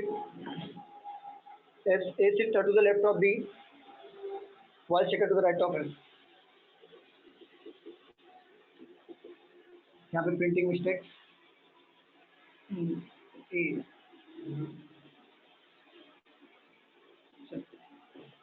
ये वाला राइट है।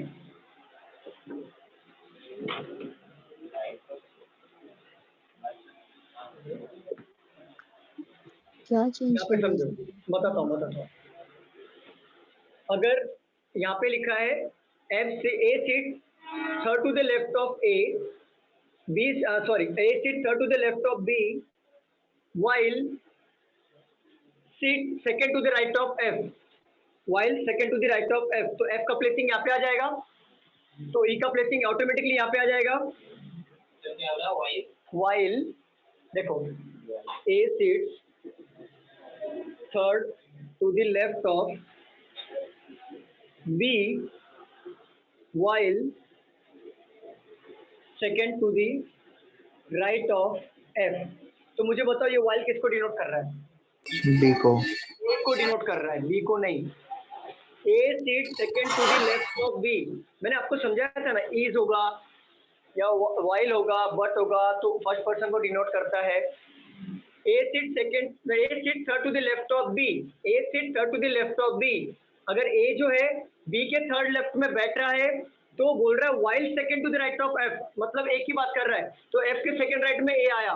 तो अब मुझे बताओ एफ का पोजीशन फिक्स हुआ कि नहीं? अब ए का पोजीशन फिक्स हुआ कि नहीं? अगर ये नहीं दिया होता वाइल, तो ई और एफ का पोजीशन पता चलता क्या? मुझे बताओ डिम्पल मैम, क्लियर हो रहा है कि नहीं? हाँ यस सर। मैम क्लियर हो रहा है कि नहीं मुझे बताओ? हाँ सर हो गया क्लियर। हाँ, तो ये जो है अगर नहीं दिया होता, यहाँ पे नहीं दिया होता, मैं एक्चुअली प्रिंटिंग मिस्टेक है यहाँ पे, तो ये वाइल वाला क्वेश्चन आना चाहिए, तो आ जाता ये प्रॉपर। ठीक है, चलो रब कर दूं। हेलो। हाँ जी बोलिए। हाँ sir, H never sit next to D हाँ and C does not sit, मगर and first person को डिनोट कर रहा है क्या?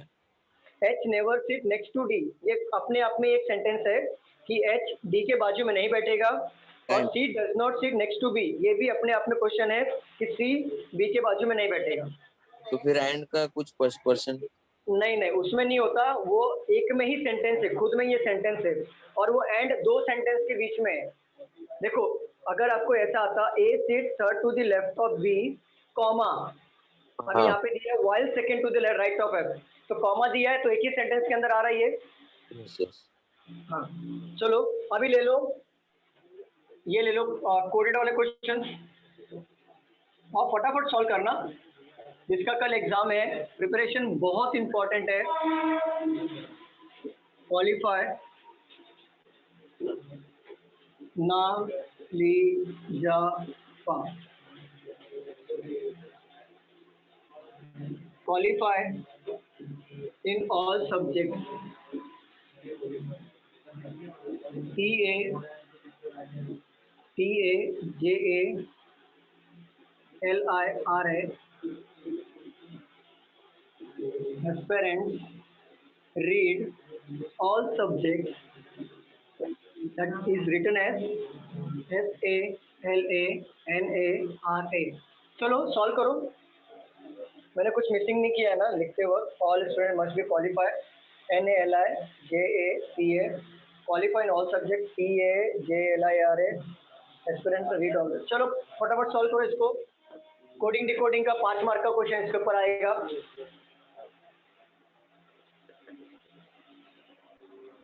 स्पीड बढ़ाओ, स्पीड.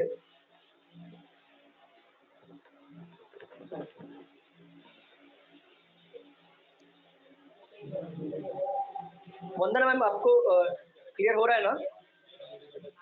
यस सर नो में आंसर करिए मैम.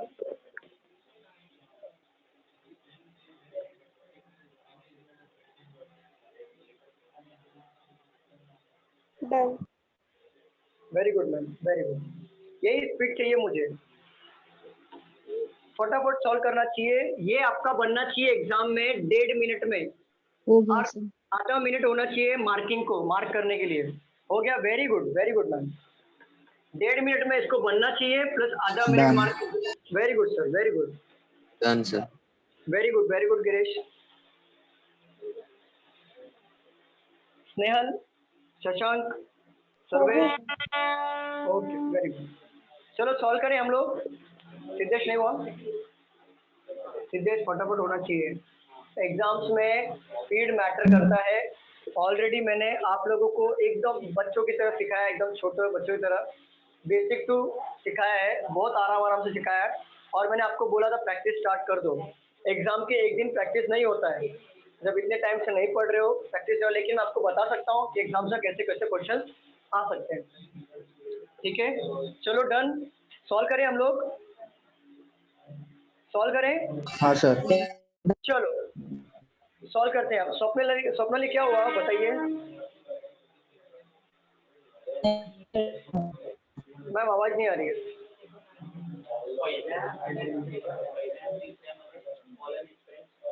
चलो सॉल्व करते हैं. यहाँ पे देखो ऑन लिखा है.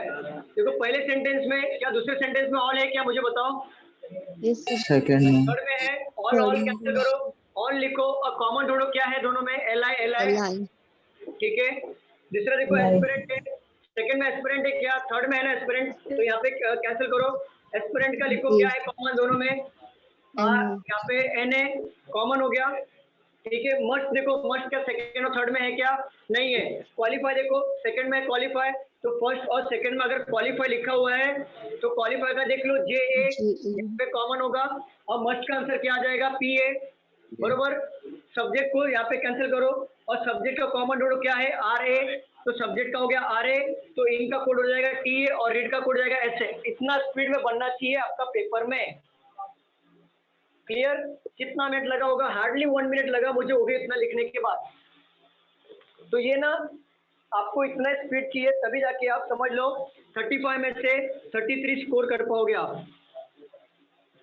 क्लियर हो रहा है सर? 30 मार्क्स का ही है पेपर में. नहीं मैं जस्ट एक IBPS की बात हुआ. ये इसका तो 30 मार्क्स का ही है. 120 का है. लेकिन 30 मार्क्स का मैं वो बोल रहा है. IBPS का 35 मार्क्स के लिए आता है. SBI, IBPS, RRB जितने भी क्वेश्चन इवन LIC में भी 35 मार्क्स के लिए आता है. तो 33 स्कोर इतना आना ही चाहिए आपको. सबका हुआ था?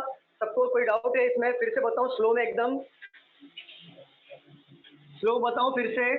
हाँ सर बताओ. ठीक है.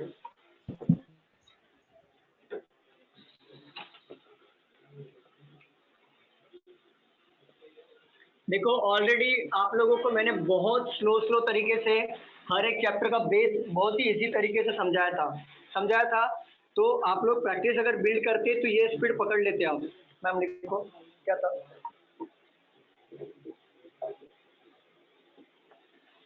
देखो must qualify.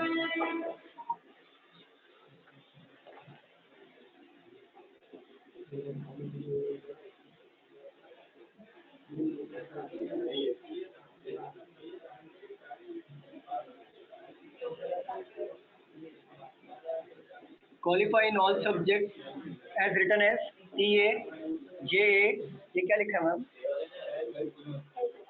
LI, LIRA. Aspirants read all subjects as written as SALINARA. यहाँ पे देख लो आप कैसे सॉल्व करना है, मैं आपको बताता हूँ। पहले वर्ड से स्टार्ट करो, ऑल। ऑल देखो, क्या सेकंड सेंटेंस में ऑल है? इसको कट करो, इसको कट करो। क्या थर्ड में ऑल है? यहाँ पे कट करो, ऑल लिखो यहाँ पे। अब देखो, जब तीनों सेंटेंस में ऑल है ना, तो तीनों में हमें कॉमन ढूंढना है, और तीनों में कॉमन क्या मिल रहा है? देखो, LI और LI यहाँ पे कॉमन है, इसको भी कट कर दो। LI यहाँ पे ऑल का कोड हो जाएगा LI। क्लियर हो रहा है? मुझे बताइए क्लियर हो रहा है कि नहीं? हाँ सर। ठीक है, अभी देखो एस्पिरेंट यहाँ पे लिखा है, क्या सेकंड सेंटेंस में एस्पिरेंट लिखा हुआ है? क्या थर्ड में लिखा है? तो यहाँ पे कैंसिल करो। और इसका देखो, अगर जहाँ पे आप कट कर रहे हो उसी सेंटेंस में आपको कॉमन ढूंढना है। अब दोनों में कॉमन क्या हो गया? NA कॉमन है। मुझे बताओ यहाँ तक क्लियर है सबको? स्टूडेंट्स बताइए क्लियर है सबको यहाँ पे? हाँ सर। ठीक है, अभी देखो यहाँ पे मस्ट लिखा हुआ है, क्या सेकंड और थर्ड सेंटेंस में मस्ट लिखा हुआ है? क्या नहीं लिखा हुआ है? चलो क्वालिफाई देखो, क्वालिफाई कट करो। सेकंड सेंटेंस में भी क्वालिफाई लिखा है, इसको भी कट करो। क्या थर्ड सेंटेंस में क्वालिफाई लिखा हुआ है? क्या तो आपको क्वालिफाई कहाँ से ढूंढना है? ये दोनों का ही कॉमन ढूंढना है, तो JA कॉमन हो जाएगा। अब देखो, अभी बचा कितना वर्ड? एक ही वर्ड बचा ना, और कोड में भी एक ही कोड बचा। इसका मतलब होगा कि मस्ट का कोड PA होगा। अब देखो यहाँ पे दो कोड बच रहा है, और यहाँ पे भी देख लो क्या कॉमन निकल रहा है? सब्जेक्ट कॉमन निकल रहा है यहाँ पे। तो सब्जेक्ट कॉमन निकल रहा है, तो दोनों का कोड देखो कॉमन क्या आ रहा है? RA कट करो, और यहाँ पे रीड का कोड आ जाएगा SA, और इनका कोड हो जाएगा TA। सबको समझ में आया अभी? Yes, sir. अगर आपको एग्जामिनर ने पूछा what does the code for qualify, तो आप क्या लिखोगे? JA। What does the code for read, क्या लिखोगे आप? SA। एग्जैक्टली ऐसे ही आएगा, एग्जाम में 5 मार्क के आएगा। क्लियर? कोई डाउट है? नहीं सर। ठीक है, आगे बढ़ते हैं हम लोग। देखो, मैं आपको यहाँ पे कॉन्सेप्ट पढ़ाने के लिए नहीं बैठा हूँ, थोड़ा फास्ट जा रहा हूँ, मुझे पता है। मैं फास्ट इसलिए जा रहा हूँ क्योंकि आपको पूरा एक पेपर कवर करना है, और आपका ना फास्ट जाने के लिए कोई गलत बात नहीं है, क्योंकि कैसा है, आपको मैं स्लोली सब कुछ पढ़ा चुका हूँ। ठीक है ना? फास्ट जा रहा हूँ क्या मैं? मुझे बताओ, फास्ट जा रहा हूँ क्या? नहीं सर। थोड़ा जिसका टॉपिक नहीं हुआ है वो घबराए ना कि इतना फास्ट मैं पढ़ाता हूँ। मैं इतना फास्ट नहीं पढ़ाता, मैं बहुत स्लो पढ़ाता हूँ।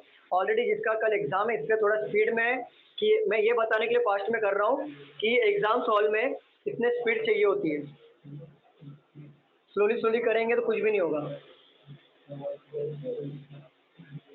चलो एक पजल और ले लो। 6 फ्रेंड्स। फ्लोर का लीजिए ना। हाँ फ्लोर, ये इसका ले रहा हूँ, मंडे ट्यूसडे वाला ले रहा हूँ। 6 friends A, B, C, D, E and F are going for entrance exam during a period starting from Monday to Saturday. Only one exam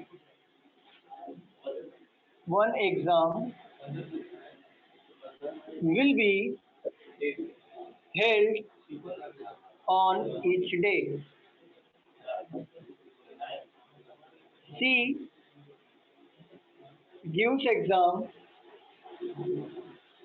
at least before 3 exams. F gives exam on Tuesday.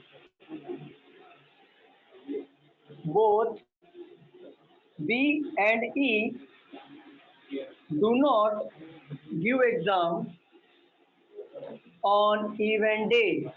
Event day का मतलब क्या होता है मुझे बताओ? Event day का मतलब क्या होता है? क्या क्या?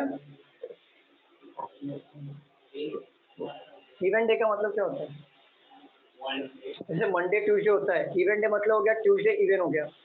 देखो वन प्लेस ऐसे मंडे संडे है और स्टार्ट फ्रॉम मंडे सैटरडे। देखो ये नंबर 1 पे प्लेसिंग है, ये इवेंट तो होगा नहीं।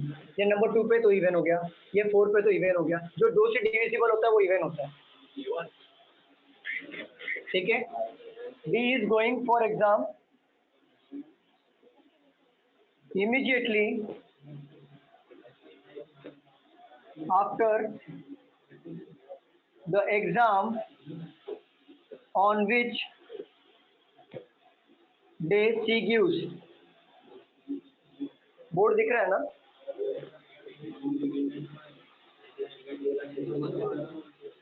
नीचे बोर्ड दिख रहा है क्या स्टूडेंट? मुझे बताइए। Yes sir. ठीक है, ऊपर की 2 लाइन रफ कर दूं क्या? Yes sir. ऊपर की 2 लाइन रफ करूं कि नहीं करूं? स्टूडेंट बताइए, रफ कर दूं क्या? Yes, हाँ sir. Sir. Yes, sir.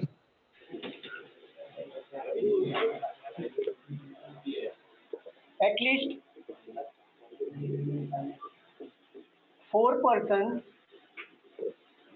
are going for exam after E।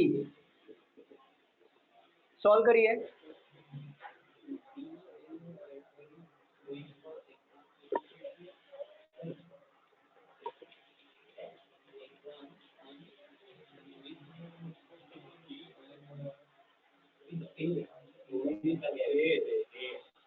कौन सा विच डे सी गिव्स, मतलब बोला है D going the exam immediately after the exam which day she gives, बस सी जिस दिन को जाता है उसके जस्ट बाद डी जाता है एग्जाम देने। सॉल्व करो।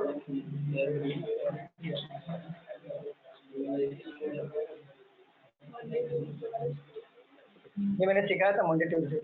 टोटल मैंने 13-14 टाइप सिखाए थे पजल में, उसमें से ही आपके एग्जाम्स में आएंगे।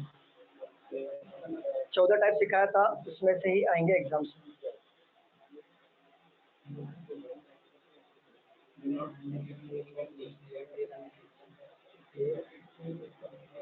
Done sir. Dimple Joshi done, very good.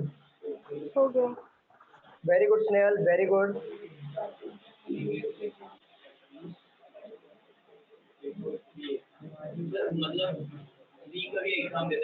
She gives exam at least before 3 exam, मतलब कम से कम 3 एग्जाम बिफोर बोला पहले। सी जो है एटलीस्ट 3 एग्जाम के पहले देगा वो, तो 4 भी हो सकता है, 5 भी हो सकता है, 1 भी हो सकता है या पूरा भी हो सकता है। नहीं समझा? सॉल्व करो ना।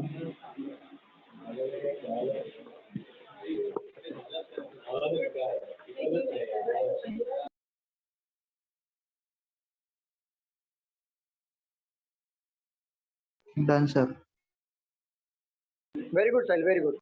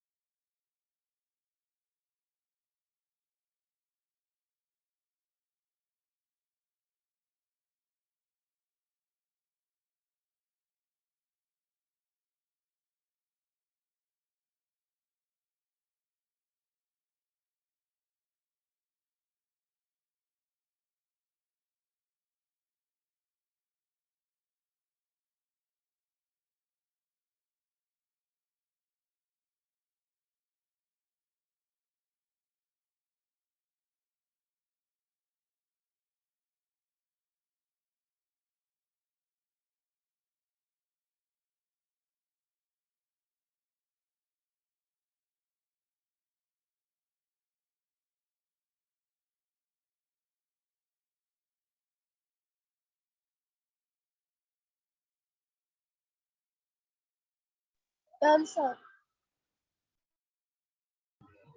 सर हाँ एक मिनट रुक जाओ, एक मिनट रुक जाओ।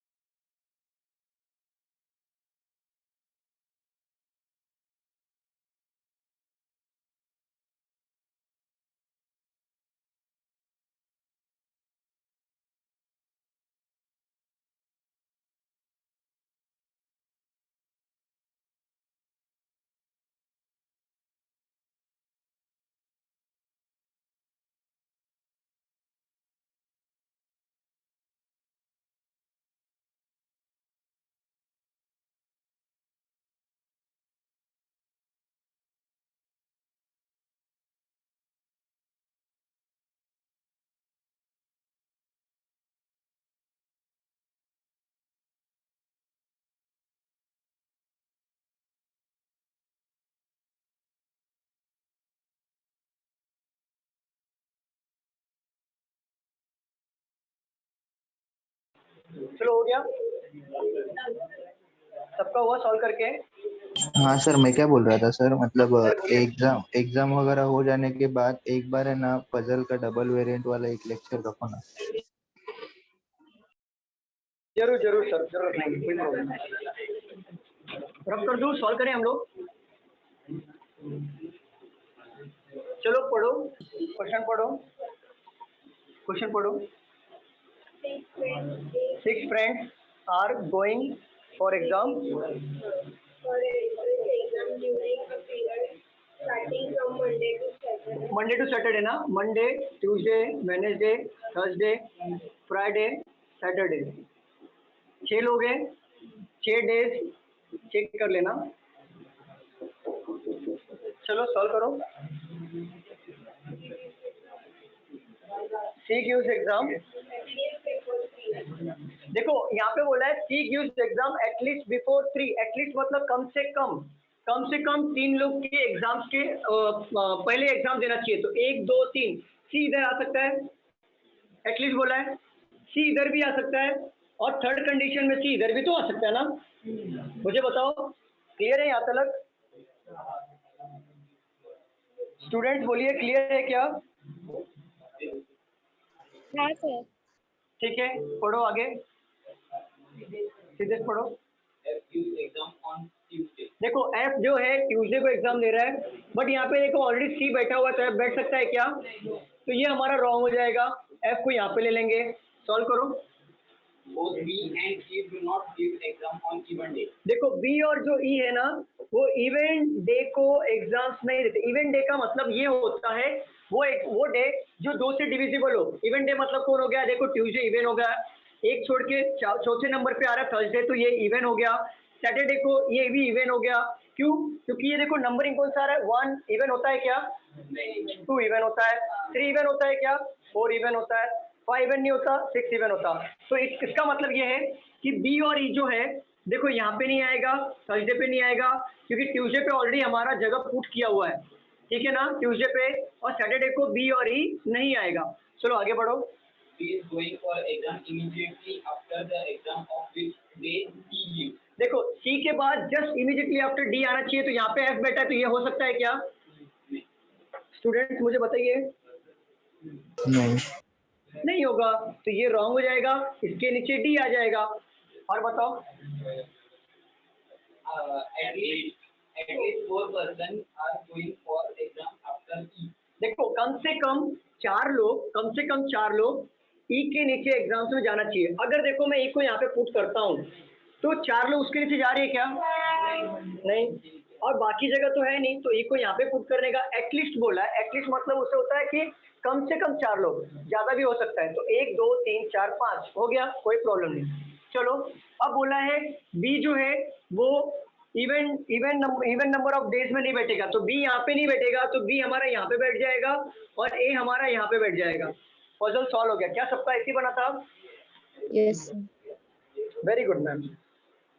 चलो रब कर दें हम लोग इसको, आगे बढ़े। रब कर दूं? यस सब कुछ समझ में आ रहा है ना? Yes sir. देखो मैं आपको पहले भी बोल रहा हूँ, अभी भी बोल रहा हूँ कि देखो ये थोड़ा मैं फास्ट ले रहा हूँ, क्योंकि मैं कोई कॉन्सेप्ट क्लियर नहीं करा रहा हूँ, कोई चैप्टर नहीं ले रहा हूँ कि मैं बहुत स्लो जाऊँ। ये ऑलरेडी मैंने टॉपिक लिया हुआ है, इसके लिए थोड़े फास्ट तरीके से पढ़ा रहा हूँ मैं, क्योंकि एग्जाम्स में आपको इसी तरीके से ही माइंडसेट लेके चलना है, ठीक है? सर इस पजल का सी का सेंटेंस बोलो ना एक बार, डिक्टेट करो ना सर। इस पजल का सेंटेंस सी का, हाँ।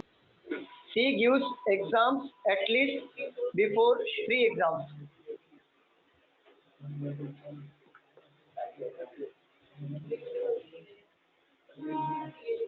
साइल हो गया? हाँ sir. Okay.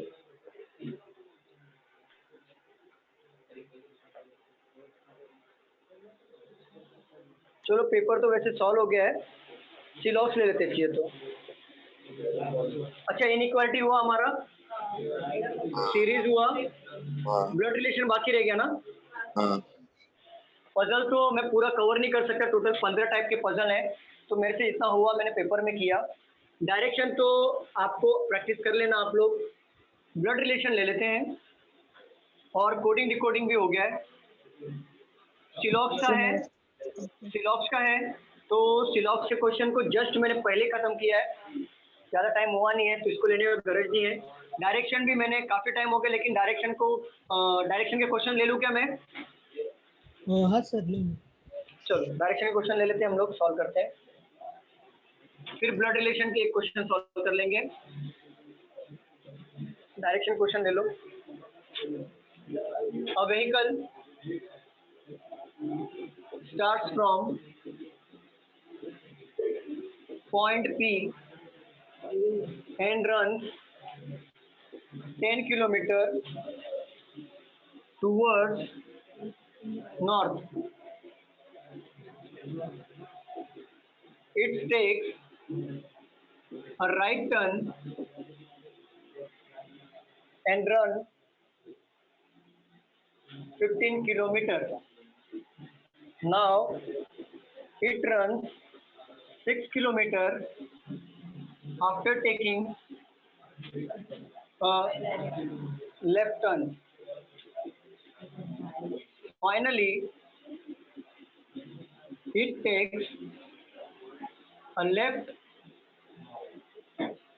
turn, runs 15 kilometers and stops at point Q. Solve करिए। डन। हो गया। वेरी गुड, ऐसे ही सॉल्व करना है आपको एग्जाम्स में भी।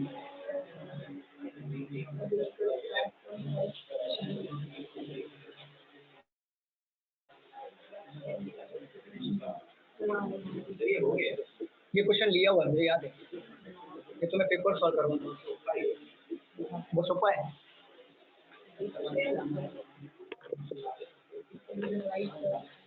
Okay sir. चलो वेरी गुड वेरी गुड।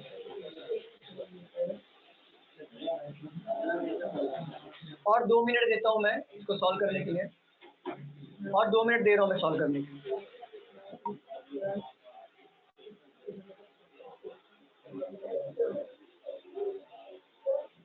हो गया sir. Now it turn 6 kilometre after taking a left turn. वहां से वो लेफ्ट टर्न ले रहा है और फिर 6 किलोमीटर जा रहा है।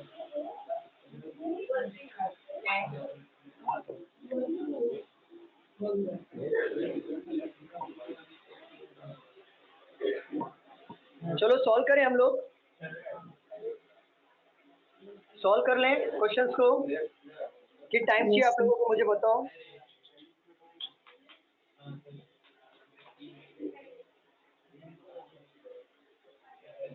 टोटल आए थे 21 स्टूडेंट, अब मेरे पास रह गए 14 स्टूडेंट, और वो 14 स्टूडेंट वही लोग हैं जिसका मतलब ऑलमोस्ट पोर्शन कंप्लीट हुआ है। नए वाले भाग गए, इसके लिए भाग गए क्योंकि उनको कुछ समझ रहा ही नहीं उनको कुछ समझ रहा ही नहीं, इसलिए भाग गए वो। चलो उनकी भी गलती नहीं है, बट ऑब्वियस उनको समझेगा भी नहीं, क्योंकि ये हम लोग को ऑलरेडी जिसका हुआ है उसके लिए क्वेश्चन था। चलो रफ कर रहा हूँ मैं, सॉल्व करते हैं। मैम पढ़ो। Point P 10 kilometre towards north, ऊपर जाएगा 10 किलोमीटर टूवर्ड्स नॉर्थ। हाँ right turn 15 kilometre, left turn, हाँ 15 किलोमीटर, बस इतना ही है। चलो सबका पजल ऐसे ही बना था। यस। चलो मुझे बताओ यहाँ से यहाँ तक का डिस्टेंस कितना होगा? 6। यहाँ से यहाँ तक का डिस्टेंस कितना होगा? 10 6 इसके लिए होगा, 6 यहाँ पे है तो 6 यहाँ पे, 10 यहाँ पे, 10 यहाँ पे, यहाँ से यहाँ तक का डिस्टेंस 15। क्लियर? अगर मैं आपसे पूछूं शॉर्टकट डिस्टेंस क्या है यहाँ से यहाँ तक का, मुझे निकाल के दिखाओ पाइथागोरस का, पाइथागोरस का निकाल के दिखाओ यहाँ से यहाँ तक का शॉर्टकट डिस्टेंस, निकालो फटाफट।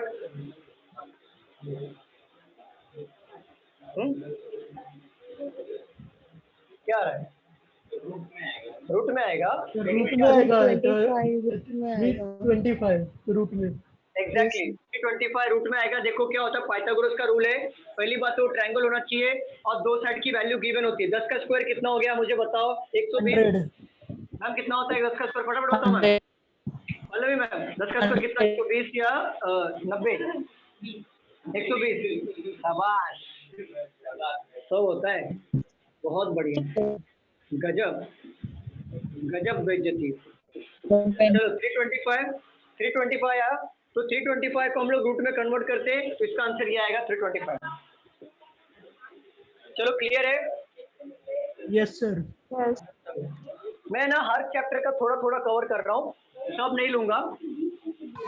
हेलो सर, मैंने ना एक दो क्वेश्चन में देखा है कि रूट का 325 भी करते हैं, सॉल्व करते हैं, और आते हैं तो हाँ वो ऐसा आता है ना, y का रूट का 225, वो समझ में आता है, टेंशन मत लो, वो समझ में आता है क्वेश्चन को। वो रूट का करते हैं ना, सपोज करो अगर रूट का दे दिया, ले लो कुछ भी, 325 रूट का दिया है ना, तो इसका नियरेस्ट करेंगे, मतलब y का 625 18 का ले लेंगे, मतलब 16 का ले लेंगे, तो ऐसा क्वेश्चन आते हैं, मतलब आसपास का लेते हैं, तो वैसे भी क्वेश्चन आते हैं, समझ में आता है ऑप्शन के थ्रू। और क्या बचा आपका? ब्लड रिलेशन बचा ना, एक क्वेश्चन ब्लड रिलेशन पे ले लूं क्या? सर वो कैसे सॉल्व करते हैं वही बता। हो जाएगा सर, वो मैं आपको सिखा दूंगा, वैसे क्वेश्चन निकालना सिखा दूंगा, लेकिन अभी फिलहाल तो पॉसिबल नहीं है ना, कल आपका एग्जाम है और आप सिखाते बैठो। साहिल समझ रहे हो? हाँ ठीक है सर। चलो मैं क्वेश्चन ले लूँ ब्लड रिलेशन पे, सॉल्व करो फटाफट। T is the only daughter of M, M is married to G, G is the father of V, G is the son of X, X is the sister of P। Solve करो फटाफट, ये सब लिया हुआ है। Done sir. Done. Very good, very good, यही speed चाहिए मुझे। वेरी गुड, आप लोग और प्रैक्टिस करो, सिलेक्शन हो जाएगा, 100% बोल रहा हूँ, सिलेक्शन होगा। प्रैक्टिस को बूस्ट करो और सिलेक्शन कंफर्म है। रीजनिंग सब्जेक्ट का आपका तो मैं अभी फुल फ्लेज चालू होने दो, हम लोग पोर्शन कंप्लीट होने के बाद आपको मास्टरी कराने का गारंटी मैं लेता हूँ, मैं कराऊंगा। सेलेक्टेड स्टूडेंट का एग्जाम लूंगा मैं, इसमें से कुछ बच्चे बाहर आएंगे, जिसका मार्क्स अच्छा आएगा उसको सिर्फ और सिर्फ रीजनिंग का प्रैक्टिस कराऊंगा। चलो डन, नहीं किया, किया नहीं हुआ, कोई बात नहीं। चलो सॉल्व करते हैं, सबका हो गया क्या मुझे बताओ। डिम्पल जोशी, हाँ सर हो गया। रम्या, स्नेहल, सुनील, स्वप्नाली, हर्षदा, प्रियंका, हुआ कि नहीं? हो गया सर। ओके, देखो यहाँ पे बोला है, नहीं दिख रहा है, क्या बोल रहे हो मैम? फ्री नहीं दिख रहा है सर। क्लियर नहीं दिख रहा है? दिख रहा है सर। सर मेरा नेटवर्क प्रॉब्लम है। अभी देखो क्लियर दिख रहा है क्या? हाँ। चलो सॉल्व कर लो, मैं सॉल्व करूँ क्या क्वेश्चन को? नहीं, लेकिन आप जो एग्जाम देने जा रहे हो ना, इतना छोटा नहीं आता। जो मॉर्निंग में लिया था 3 जनरेशन वो आ सकता है, और इतना छोटा भी आ सकता है, क्योंकि आरबीआई अटेंडेंट का एग्जाम लेवल कम है, 12th बेस पे ज़्यादा टफ नहीं आएगा, ऐसे ही आएंगे क्वेश्चन। सीधे तुम पेपर दे के आओ। मैं बोल रहा हूँ ना, मैं बार बार मतलब मैं वर्ड पे रिपीट कर रहा हूँ कि 95% जो सिखाया है मैंने स्टार्टिंग से लेके अभी तक, मतलब पजल्स के जितने टाइप्स लिए मैंने वो, syllogism, inequality, coding decoding, blood relation, direction, series, और जितने पजल्स लिए 95% मेरे ही क्वेश्चन आएंगे, गारंटी के साथ बोल रहा हूँ। और इसके बाहर क्वेश्चन नहीं आएंगे। 5% चेंजेस होगा, कोई भी टीचर 100% गारंटी नहीं लेता है, लेकिन मैं 95 ले रहा हूँ। 95 वो बन रहा है नहीं बन रहा है वो आपके ऊपर है, लेकिन आपको ये समझ में आ जाएगा कि सर ने ये पढ़ाया था, लेकिन मुझसे बना नहीं, लेकिन सर ने पढ़ाया था, ये तो देख के समझेगा ना एग्जाम वाले। 95% बोल रहा हूँ मैं, इतना तो आएगा सर पर आप पढ़ाए तो क्वेश्चन बनना ही चाहिए।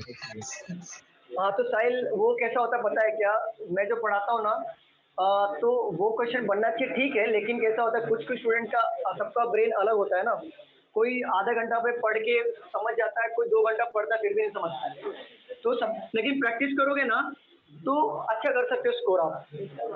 चलो सॉल्व करें। यहाँ पे लिखा है T is the only daughter of M. M का ओनली डॉटर का मतलब क्या होता है? इकलौती बेटी, बाकी जो भी होंगे उनके बेटे होंगे। M is married to G, but दोनों का जेंडर पता चल रहा है क्या? नहीं। G is the father of V, G अगर फादर हो गया तो एम क्या होगी? मदर, और ओनली डॉटर की वजह से ये क्या हो जाएगा? लड़का हो जाएगा। G is the son of X, अगर जी एक्स का सन है बट एक्स का जेंडर पता चला क्या? नहीं। X is the sister of P, x हो गया सिस्टर ऑफ पी, ऐसे ही सॉल्व होना चाहिए एग्जाम में भी। हुआ था? चलो क्लियर हो रहा है? Yes sir. अगर आपसे किसी ने पूछा, देखो इसको भी ना एग्जाम में सॉल्व करने का तरीका समझ लो। How is P related to V? देखो पी क्या लगेगा? रिलेटेड टू वी, तो वी के रेस्पेक्ट में देखना, इसलिए रेस्पेक्ट में देखना क्योंकि आप बहुत लोग उल्टा चेक करते हैं कि पी के अनुसार वी का क्या संबंध है, लेकिन यहाँ पे उल्टा होता है। रिलेटेड टू वी का मतलब होता है कि वी के रेस्पेक्ट में पी का क्या संबंध है। समझ गए आप? क्या आंसर आएगा? C and D. Exactly CND आएगा। अगर मैं आपसे पूछूं how is X related to V, how is X related to V, क्या आएगा? ग्रैंडमदर। ग्रैंडमदर। किसके संबंध में देख रहे हो? वी के संबंध में। एग्जाम में गलती मत करना। क्लियर? और देखो मैं आपको एक बात बताऊं, एक बार पोर्शन कंप्लीट हो जाने दो, सारा लॉकडाउन हट जाने दो, मैं कंबाइन एग्जाम लूंगा आपका, कंबाइन एग्जाम लूंगा, उसमें जितने बच्चे मैं उठाऊंगा टॉप 10 या टॉप 15, उसमें से उठाऊंगा बच्चे, और उन बच्चों के लिए स्पेशल रीजनिंग का ओनली और ओनली प्रैक्टिस कराऊंगा। मतलब मैं आप लोगों को टॉप 10 में से उठाऊंगा। सपोज करो किसी बच्चे का 22 मार्क्स आ रहा है, तो उसको मैं इतने लेवल पे लाऊंगा वो टॉप 10 बच्चों लोग में से कि वो 35 में से 32 प्लस लाएगा मार्क्स। ये प्रैक्टिस मैं कराऊंगा, बट वो टॉप 10 बच्चों लोग को उठाने का काम मैं करूंगा। और कैसे मटेरियल पहुंचाना है, टाइप्स ऑफ क्वेश्चन कैसा होगा, स्पीड कैसे बूस्ट करना है, कैसे इजीली तरीके से हम लोग और क्वेश्चन को सॉल्व कर सकते हैं, ये सारा चीज सिखाऊंगा। ठीक है, तो कल आप लोगों का एग्जाम है, ऑल द बेस्ट, और 100% आपका देना। पास होना या ना होना छोड़ दो, भगवान के हाथ में, आप अपना 100% दे के आना। ठीक है साहिल? हाँ सर।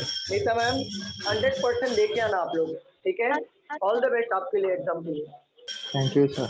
और मुझे बताना कि जो मैंने पढ़ाया था क्या वो क्वेश्चन में आया कि नहीं आया। वो बना नहीं बना वो बात की बात है, वो प्रैक्टिस किए रहोगे तो बन जाएगा, नहीं प्रैक्टिस किए तो नहीं बनेगा, बट आपको देख के ये समझेगा कि मैंने वो पढ़ाया था कि नहीं। क्लियर? Thank you. चलो, thank you so much class, और ऑल द बेस्ट। अपना 100% देना। ठीक है, पास और फेल का परवाह किए बिना जो होगा देखा जाएगा, पर अपना 100% देना। ठीक है, चलो thank you so much class. हाँ बोलिए बोलिए बोलिए।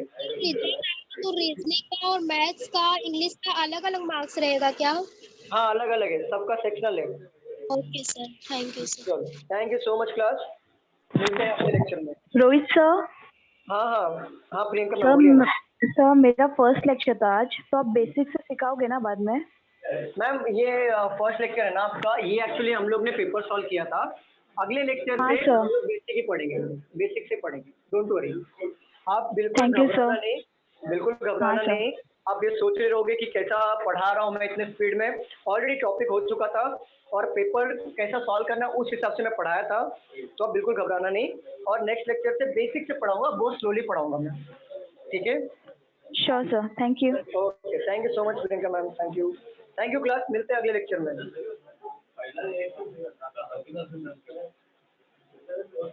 Thank you so much.